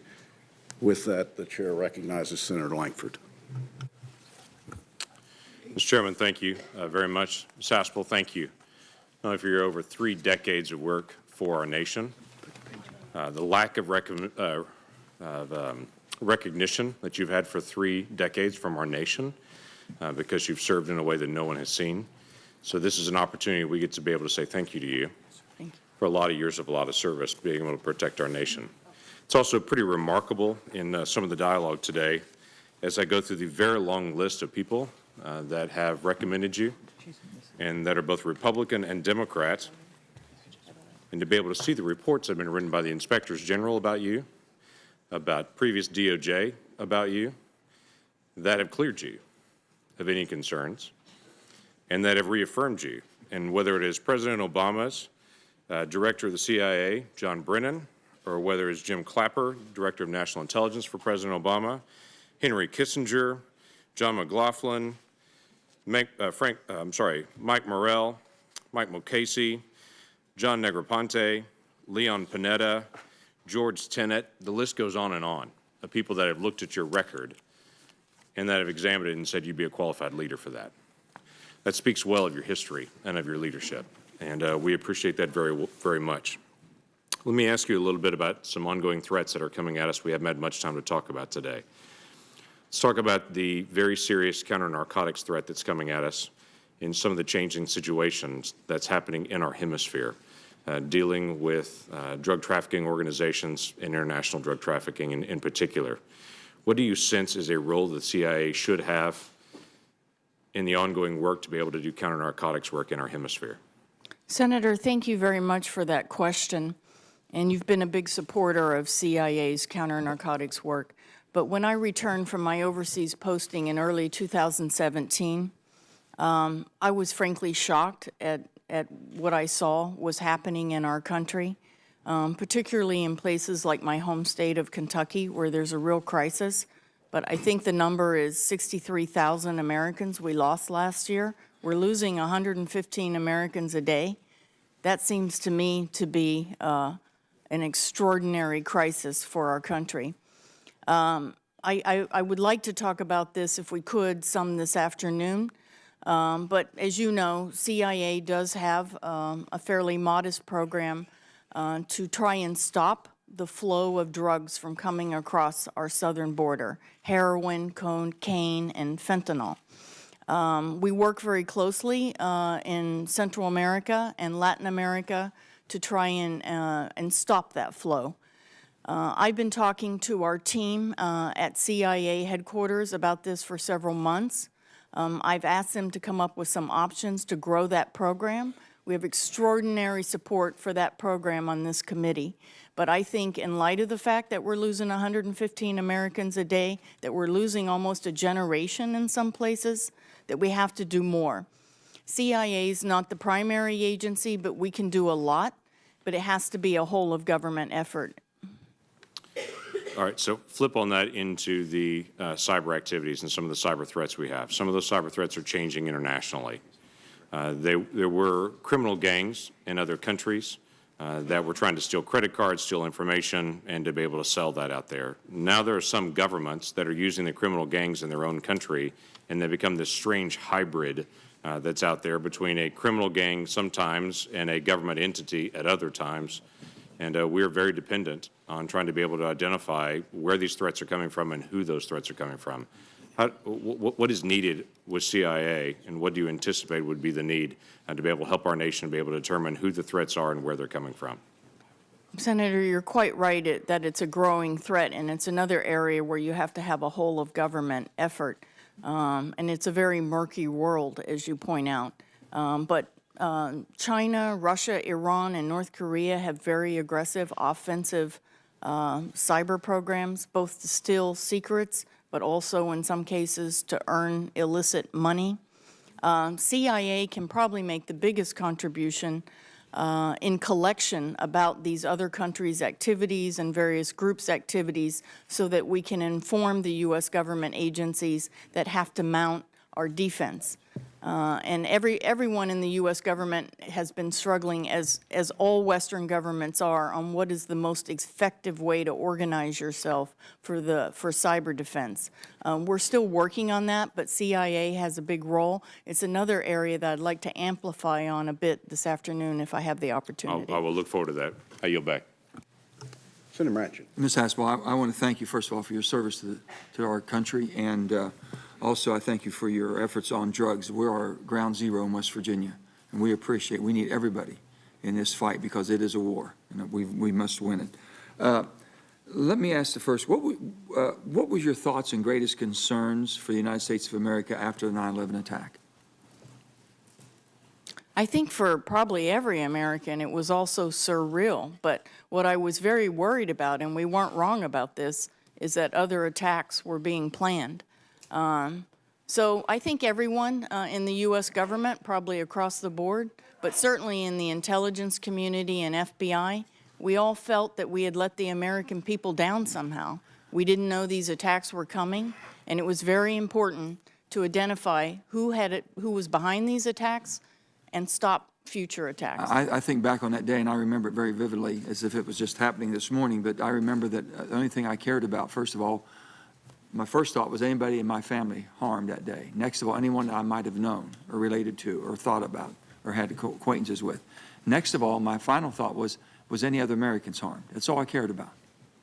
What was this doing and what mammoth? I thought about history, Pearl Harbor. How did we react as a nation after Pearl Harbor? I remember the cruel and unusual internment of Japanese Americans. And we've never gone down that road again.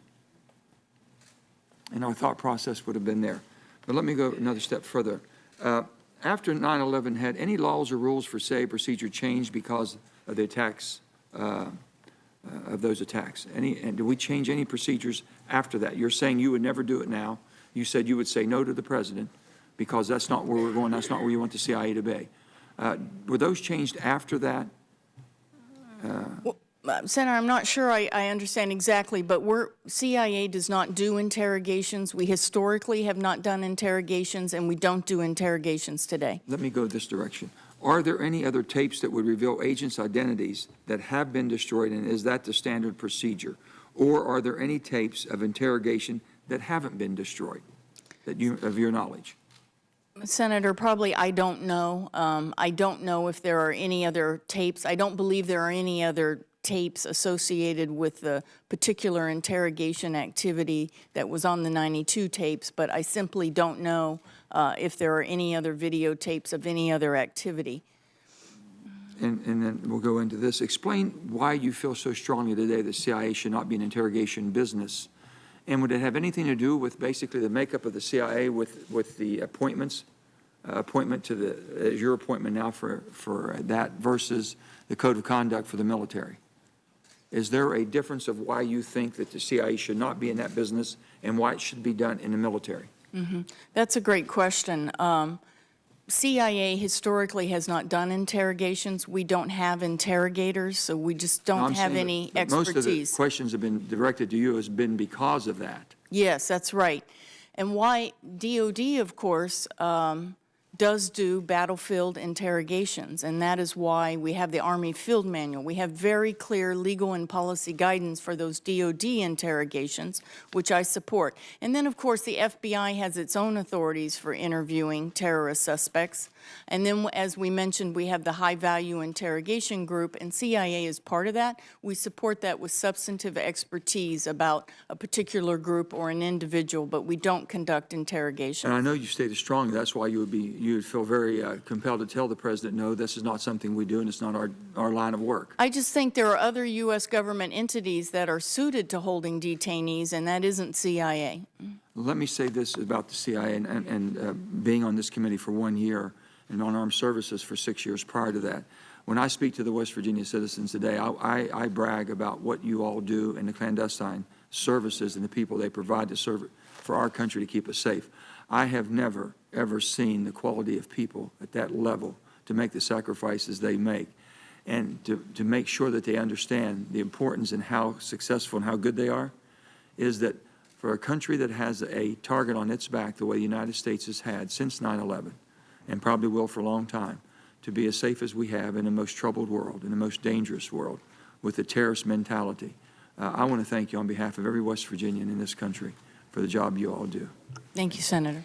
Thanks, Senator. Senator Cotton. Thank you, Mrs. Haspel, for your many decades of service to our country and for taking on this new role despite the accusations, entirely false, you know, that you would face from some of my colleagues in the Senate and from the media, some of these protesters we've seen here today. I'm very grateful to you, as I know that all the men and women of the CIA are grateful. I have to clear up some of the things that have been said here before. Senator Warner said that He worried about the message we would be sending if we confirmed you to the director of CIA. Well, let's look at that from the other direction. What message would we be sending if we didn't confirm you to the CIA, to the men and women of the CIA, to the GS-15s who may be asked to take on a controversial position that a future administration with new lawyers might not like? And for that matter, what message does overwhelming Democratic opposition to your nomination send? In fact, if you had been nominated by President Obama, or if Hillary Clinton had won and nominated you to be the CIA director, how many votes do you think you would have gotten to be confirmed as CIA director? You don't have to answer. I also have to take exception to what Senator Warner said when he called an opinion of the Office of Legal Counsel that was signed off by the Attorney General of the United States as a get-out-of-jail-free card. Do you believe, acting under the legal approval of the Attorney General, that you or any other CIA officer should have gone to jail and you needed a get-out-of-jail-free card? You can answer that one, please. Senator, CIA follows the law. That's exactly what I thought. Let's turn to the circumstances of what the Counterterrorism Center was doing the days you were there. I think Senator Collins asked an excellent sequence of questions that got at many of these points. I just want to tie a bow on some of them. These programs were, to the best of your understanding, approved by the Commander-in-Chief, legally approved by the Attorney General, and supported by the Director of the CIA, who I point out at the time was the former Democratic staff director of this committee. Is that correct? That's correct, Senator. You said that you were not a senior manager when those programs were created. Is that correct? That's correct. Was John Brennan a member of the Senior Intelligence Service and the Deputy Executive Director at the time a senior manager, in your opinion? Senator, I believe Mr. Brennan was the deputy exter of the Yes. agency at that time. And you'd consider that a senior manager position at the CIA? I believe it's the number 4 position. For John Brennan, who was confirmed to be the CIA director by the following members of this committee: Senator Warner, Senator Feinstein, Senator Heinrich, Senator Collins, Senator King, Senator Burr, Senator Manchin, Senator Wyden, and Senator Rubio. Let's turn to the question about the tapes that were destroyed in 2005. Did any lawyer at any time in any organization of the federal government say that there was a legal prohibition to destroy those tapes? Senator, they did not. They were very consistent that there was no legal requirement to preserve the tapes because of the written record. And it's your testimony that there is a written record that fully documents whatever may or may not have happened. Senator, yes, and there were 2 reviews done of the written record by the Office of General Counsel and the Office of the Inspector General. In other words, the CIA has a record no different from the federal court system, which keeps transcripts and allows sketch drawings, but does not allow video recordings in a federal courtroom. Is that correct? That's correct, Senator. You were the chief of staff to Mr. Rodriguez when this happened, correct? Yes. And at his direction, you drafted a cable that he later sent. That's correct. Michael Morrell, who supported Hillary Clinton in the last election, cleared you of any wrongdoing in drafting that cable? He did. As did an investigation by the Office of Special Counsel and the Office of the Inspector General? That investigation was closed without charges for Mr. Rodriguez or anyone. Would holding you responsible for drafting a cable at your boss's direction make any more sense than holding a Senate speechwriter responsible for the boring speeches senators give on the Senate floor? Senator, I'll defer to you. I would submit that it does not. Finally, there's a lot of talk about policy guidance and that there was some awareness by Mr. Rodriguez that higher officials in the government who were political appointees had qualms or expressed reservations. I would say that's another way for which politicians don't want to take responsibilities when they are placed in certain positions, whether they are elected or appointed, and give the answers that they are responsible for giving, yes or no, and take the chips to fall where they may. Senator's time's expired. Senator Harris. Thank you. So let's just be clear. This hearing is not about the incredible importance of the service and sacrifice of the men and women of the CIA. That's not what this hearing is about. This hearing is not about the importance of the agency's mission, both of which I wholeheartedly support. This hearing is about your suitability to be the director of the CIA, and in our responsibility to participate in choosing who will be the next director of the CIA. The mission that we have now includes understanding that who we choose will be a signal to the men and women of the agency, to the American people, and to our neighbors around the world about our values as Americans on critical issues that range from our adherence to a rule of law to what we prioritize in terms of professional accountability and what we prioritize in terms of our moral authority as Americans and as a country. So one question I've not heard you answer is, do you believe that the previous interrogation techniques were immoral? Senator, I believe that CIA officers to whom you referred. It's a yes or no answer. Do you believe the previous interrogation techniques were immoral? I'm not asking, do you believe they were legal? I'm asking, do you believe they were immoral? Senator, I believe that CIA did extraordinary work to prevent another attack on this country, given the legal tools that we were authorized to use. Please answer yes or no. Do you believe in hindsight that those techniques were immoral? Senator, what I believe sitting here today is that I support the higher moral standard we have decided to hold ourselves to. Can you please answer the question? Senator, I think I've answered the question. No, you've not. Do you believe the previous techniques, now armed with hindsight, do you believe they were immoral? Yes or no? Senator, I believe that we should hold ourselves to the moral standard outlined in the Army Field Manual. Okay, so I understand that you've not answered the question, but I'm going to move on. So I understand that you, from previous answers, are serving as the authority over whether or not CIA information concerning you will be classified or not. Given an obvious appearance of conflict, will you agree to recuse yourself from the responsibility and the authority to make decisions about whether or not that information will be classified or not? Will you agree to recuse yourself of that responsibility and authority? Yes or no? Senator, I am following the guidelines that exist at CIA, and there is another declassification authority. It's called the IRO. I have not interfered with it. Do you believe that you have the authority to recuse yourself? I'll take that for the record. I may have the authority to recuse myself. I'm not a lawyer. I'm not sure about that. Assuming you do, and I believe you do, will you agree to recuse yourself from the responsibility and the authority of making decisions about what CIA information about you and your record will be classified or declassified? Senator, if I had agreed with the proposals that have come up because people thought it would be advantageous to me, I think I would have been abdicating my responsibility to follow the rules that everyone at CIA follows. Okay, and you also in this hearing have a responsibility to answer the questions that are being asked of you. I'm going to ask you a different question.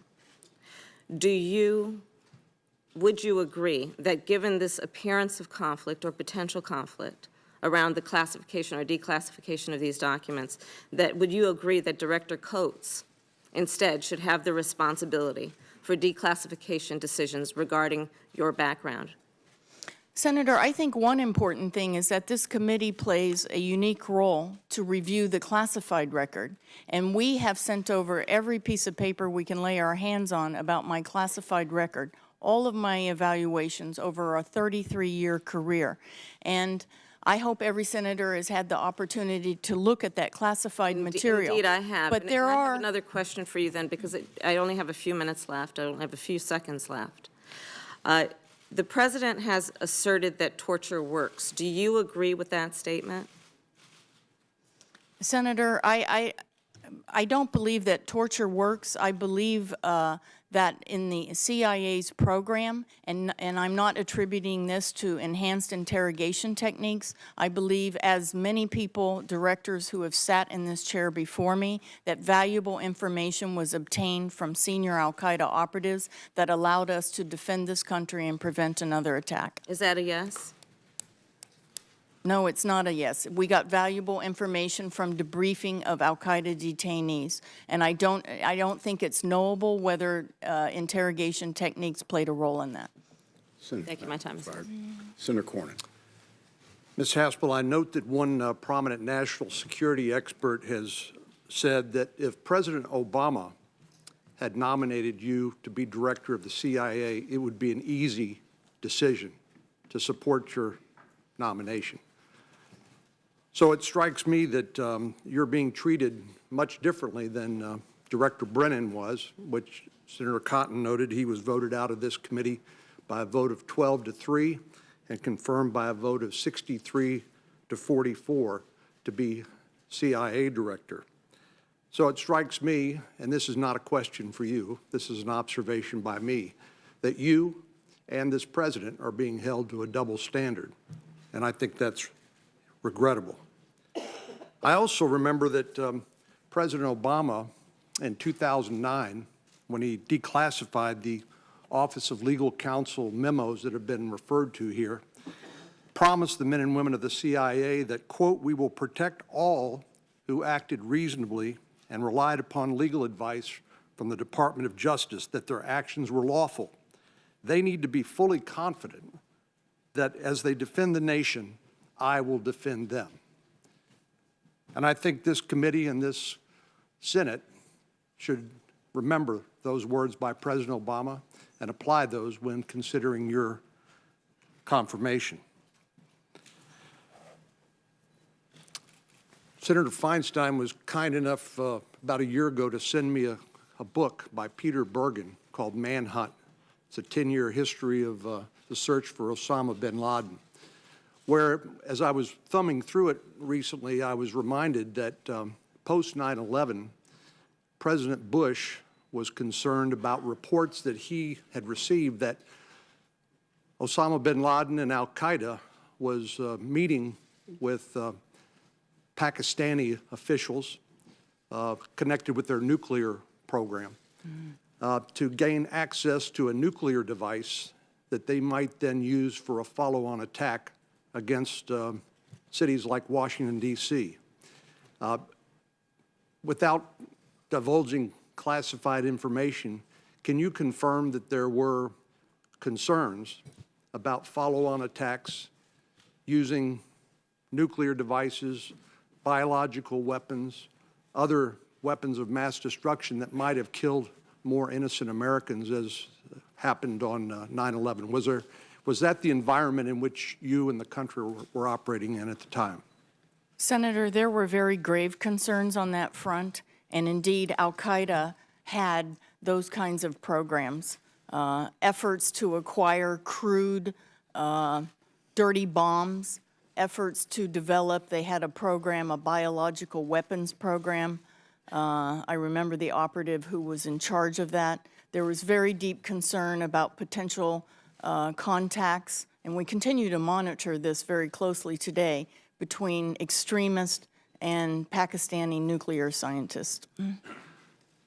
So here we sit years following the terrible events of 9/11, feeling very safe and secure, thanks to the incredible work being done by the intelligence community, including the good men and women at the CIA, as well as the men and women who serve in the United States military. We're feeling very safe and secure, and the memories of that terrible event are very distant.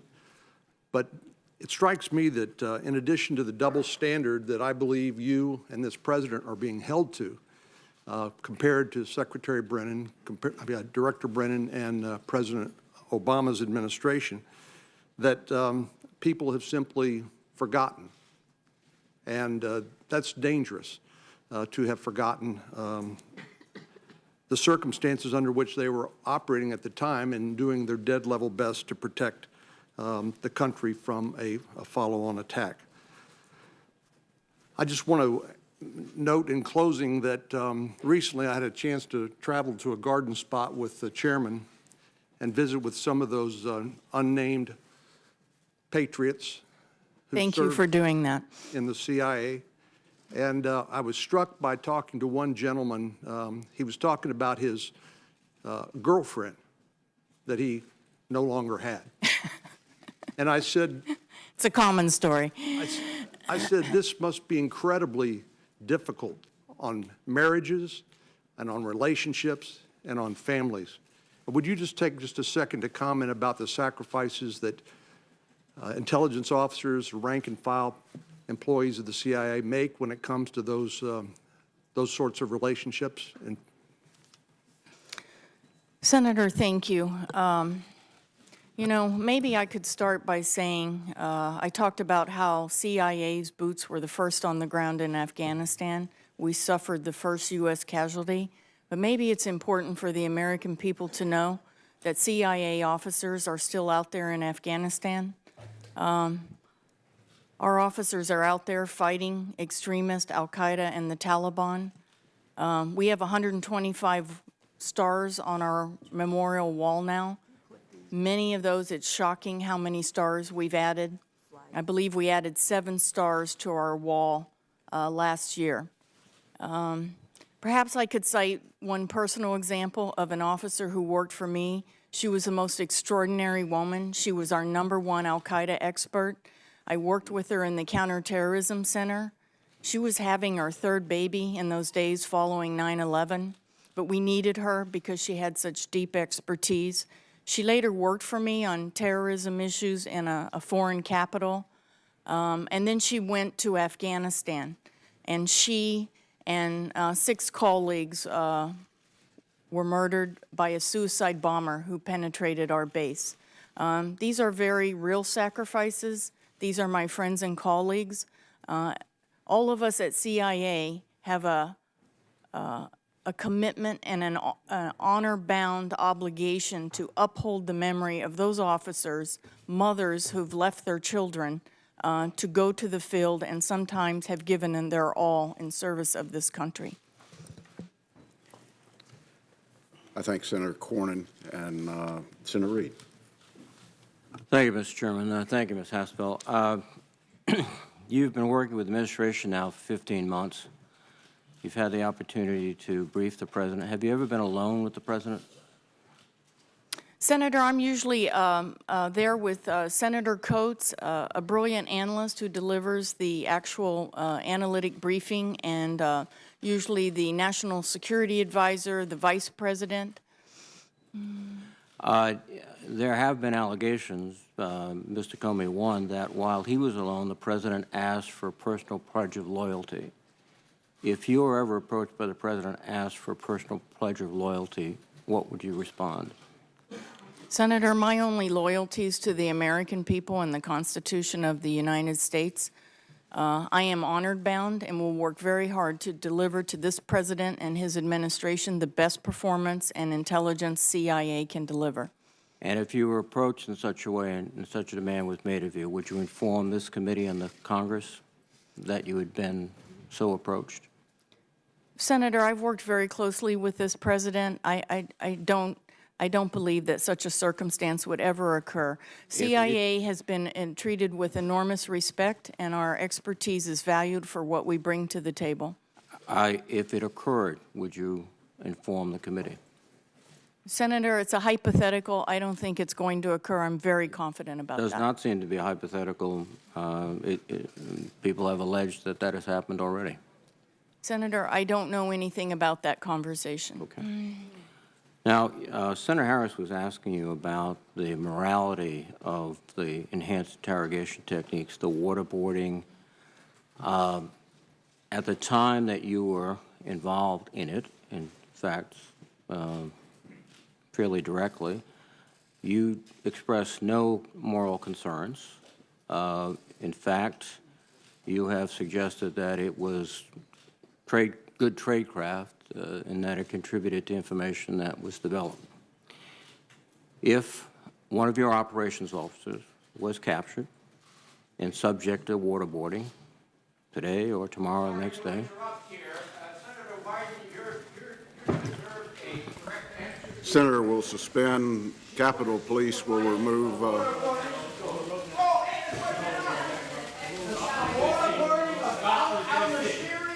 Stop resisting. Stop resisting. Stop resisting. And in many respects, you guys go to the secret.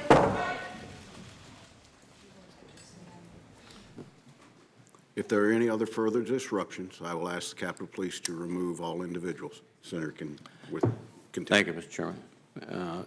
If one of your operators were captured, subjected to waterboarding and enhanced interrogation techniques, which you, I believe, supervise, would you consider that to be moral, since perhaps the other entity did not have legal restrictions, and good tradecraft, as you appeared to do when you were involved in it previously? Senator, I don't believe the terrorists follow any guidelines or civilized norms or the law. CIA follows the law. Excuse me, madam. You seem to be saying that you were not following civilized norms and the law or anything else when you were conducting those self-same activities, if that's the analogy you're going to draw. Senator, I'm sorry, can you I can't. Very simple. You have an operations officer who is captured. He's being waterboarded. I've asked you very simply, would you determine that to be immoral and something that should never be done, condoned in any way, shape, or form? Your response seems to be that civilized nations don't do it, but uncivilized nations do it, or uncivilized groups do it. The United States does it to its own Civilized soldiers. nation, a civilized nation was doing it until it was outlawed by this Congress. Senator, I would never obviously support inhumane treatment of any CIA officers. We've lost CIA officers over the years to terrorists. I just gave an example. Khalid Sheikh Mohammed personally killed a Wall Street Journal correspondent and filmed that. I don't think there's any comparison between CIA officers serving their country, adhering to U.S. law, and terrorists who, by their very definition, are not following anybody's law. Finally, in the morale report, and which you've somewhat acknowledged, there was opposition to the destruction of the tapes by 2 White House counsels, the Counsel of the Vice President, the DNI, the DCIA, and a member of the Congress, and yet those tapes were destroyed. Do you consider that to be insubordinate actions without the director, in this case, Mr. Goss, being notified? Senator, I think that consultation with the director was essential, and a lesson coming out of that is the importance of making sure all the stakeholders have agreed to include congressional oversight. There's also a leadership lesson. Don't let real security issues go unaddressed. So the action was insubordinate, and you would not countenance anyone in your organization doing something like that? I expect my officers to bring those difficult issues to me, and I think I have a reputation for not just leaving them in the inbox. I will say this, Mr. Rodriguez has taken full accountability for his decision, which he thought he was operating under his own authority. Thank you. Senator's time's expired. We've come to the conclusion of the open session, and I would duly note for members, it's my understanding that we're going to have 2 recorded votes starting at 12 o'clock. My intention is to start the closed hearing immediately after the second vote. And the Vice Chairman and I would like to make some closing statements. I do want to take the opportunity, Ms. Haspel, since 2 individuals have been mentioned, and they will be the subject of conversation in the closed session. But for the American people's purpose, would you share for them who Khalid Sheikh Mohammed is and Nasiri? Chairman, thank you. Khalid Sheikh Mohammed was the architect and mastermind of the 9/11 attacks. His nephew, Ramzi Youssef, was behind the '93 attack on the World Trade Center, and Khalid Sheikh Mohammed finance that operation. He also was behind the infamous Bojinka plot in the Philippines. Tragically, he was the individual who personally killed a Wall Street Journal American correspondent and filmed that heinous act. He also, after 9/11, carried out an attack on a synagogue in Tunisia, and he had other attacks planned. We were able to warn allies about a planned attack, for example, on Heathrow Airport. Mr. Nashiri was the emir of the attack in 2000 on the USS Cole, in which we lost 17 sailors. He also was behind the attack on a French ship, the Limburg, and he was the al-Qaeda chief of operations in the Gulf and the Arabian Peninsula. I thank you for that. I think it's important to put into context when individuals are mentioned, what their role was in terrorism and why they were the focus of not only the agency, but law enforcement. With that, I'd like to recognize the Vice Chairman for any closing statements he'd like to make. Thank you, Mr. Chairman. First of all, I want to submit for the record, to refresh my colleagues' memories, the testimony of then nominee John Brennan, who quite explicitly repudiated the EIT techniques and programs, who stated that he expressed his personal objections and some of his views to agency colleagues, which I think is a relevant piece of information when we considered Mr. Brennan's testimony for those of us who decided to vote in favor of him. And that would be the same Senator, excuse me, that would sir. be the Excuse same me, Mr. sir. Brennan who supports her nomination. Senator will suspend. We need the full record on the record. No, Senator will suspend. John Brennan supports her nomination. Appreciate that, Mr. Chairman. Let me also say this. I know this is something that is a different experience for you. You have led your life serving our country in the shadows. But should you be confirmed in this position, you're going to have a whole different set of responsibilities that, candidly, I understand that perhaps nothing in your career has fully prepared you for. You have to not only earn our trust, where we have more exposure to your records and classified information, but you have to earn the trust of other members who are not on this panel and folks in the House who won't even consider this. You also, I think, have to earn the trust of the American public. So 3 brief points I want to make.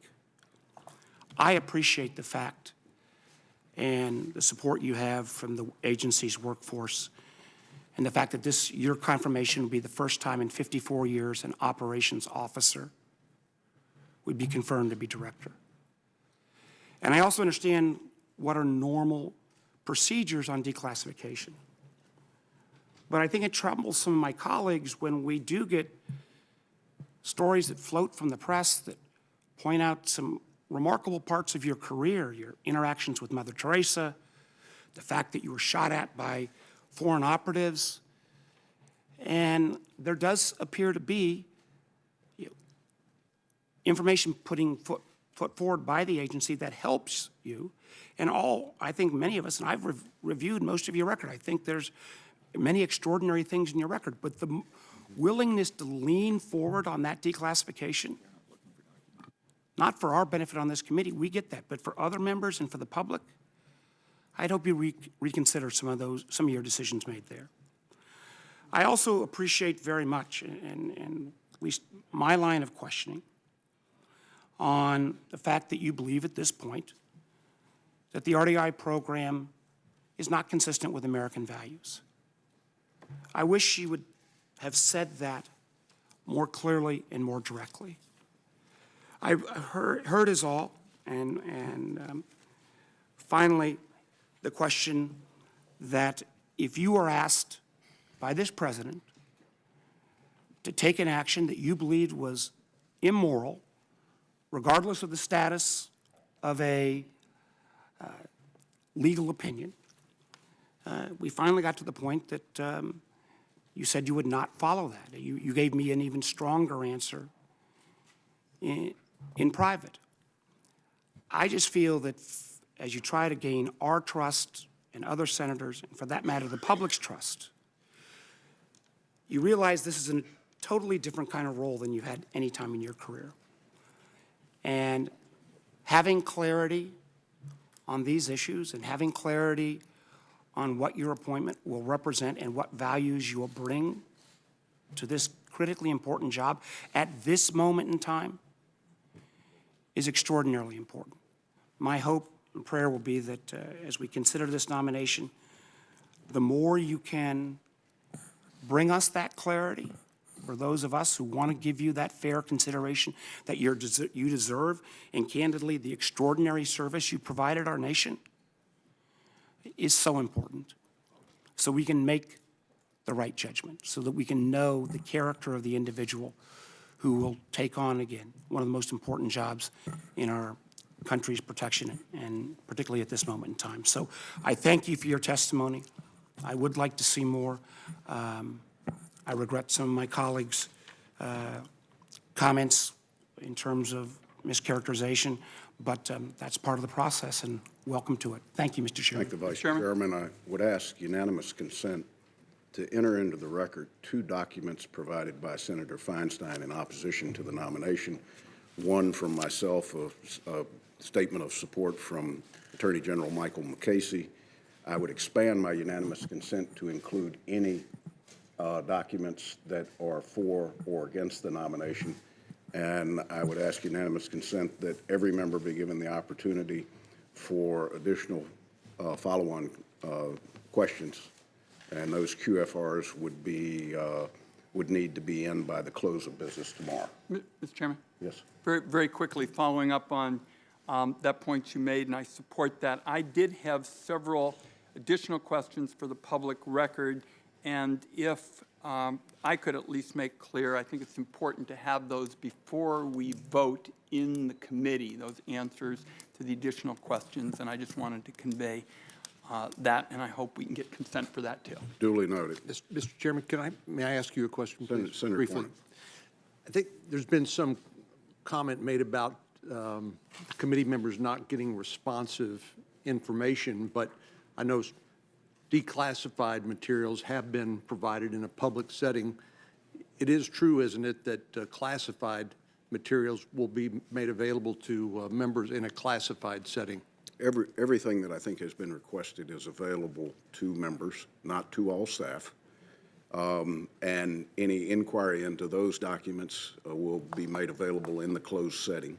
And I stand to be here as long as we need be tonight for every senator to ask the full breadth of questions that they have. With that, Gina, I'd like to thank you for your testimony today. Thank you. And I look forward to continuing the conversation in the closed setting. Before we adjourn the open session, though, I want to add a few closing remarks. As you know, I'm a strong supporter of your nomination to be Director of the Central Intelligence Agency. I can think of few, if any, individuals as qualified to lead the agency as you are, particularly at this challenging time. You may, in fact, be the most qualified nominee ever nominated for this role. You've been a leader in the field and at headquarters. You have the respect of the workforce, of your peers, of Republicans, of Democrats, of military officers, and of civilian security leaders. You have the courage to speak truth to power, and you've demonstrated that courage time and time again. You're intimately familiar with the threats facing our nation. Where others can discuss world events, you've lived them. For you, there's no learning curve. You have a vision for the agency and its future.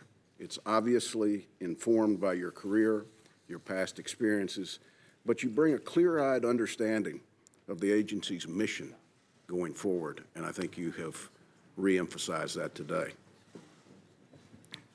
I support your nomination for all of these reasons, but I'm also mindful of the historic nature of your nomination and what it means for those first tour case officers and junior analysts that will join the agency this year and in years to come.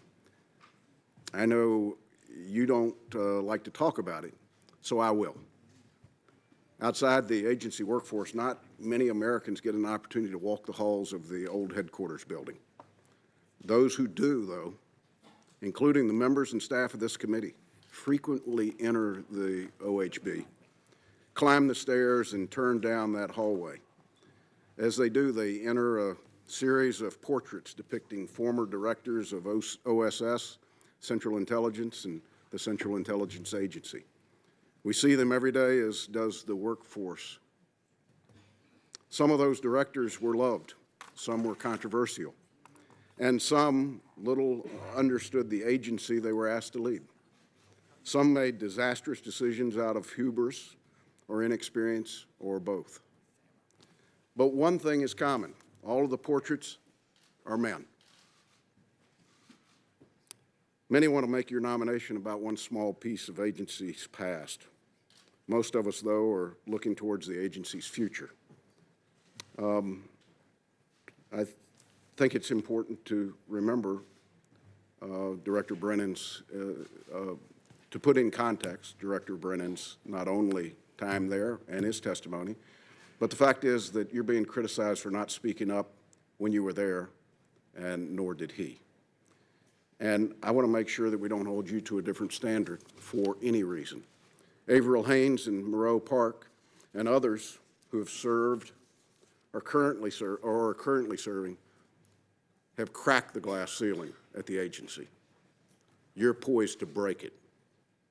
It may be impossible to measure the importance of that breakthrough, but I know that your confirmation will send a signal to the current workforce and the workforce of the future that a lifetime of commitment to the agency and its mission can still and will be rewarded. I want to thank you for your willingness to go through this treacherous process. I'm not sure if I was in your position that I would expose myself to it, but I thank you for your willingness to lead. I thank you for your willingness to serve. This hearing is now adjourned. Thank you, Mr. Chairman.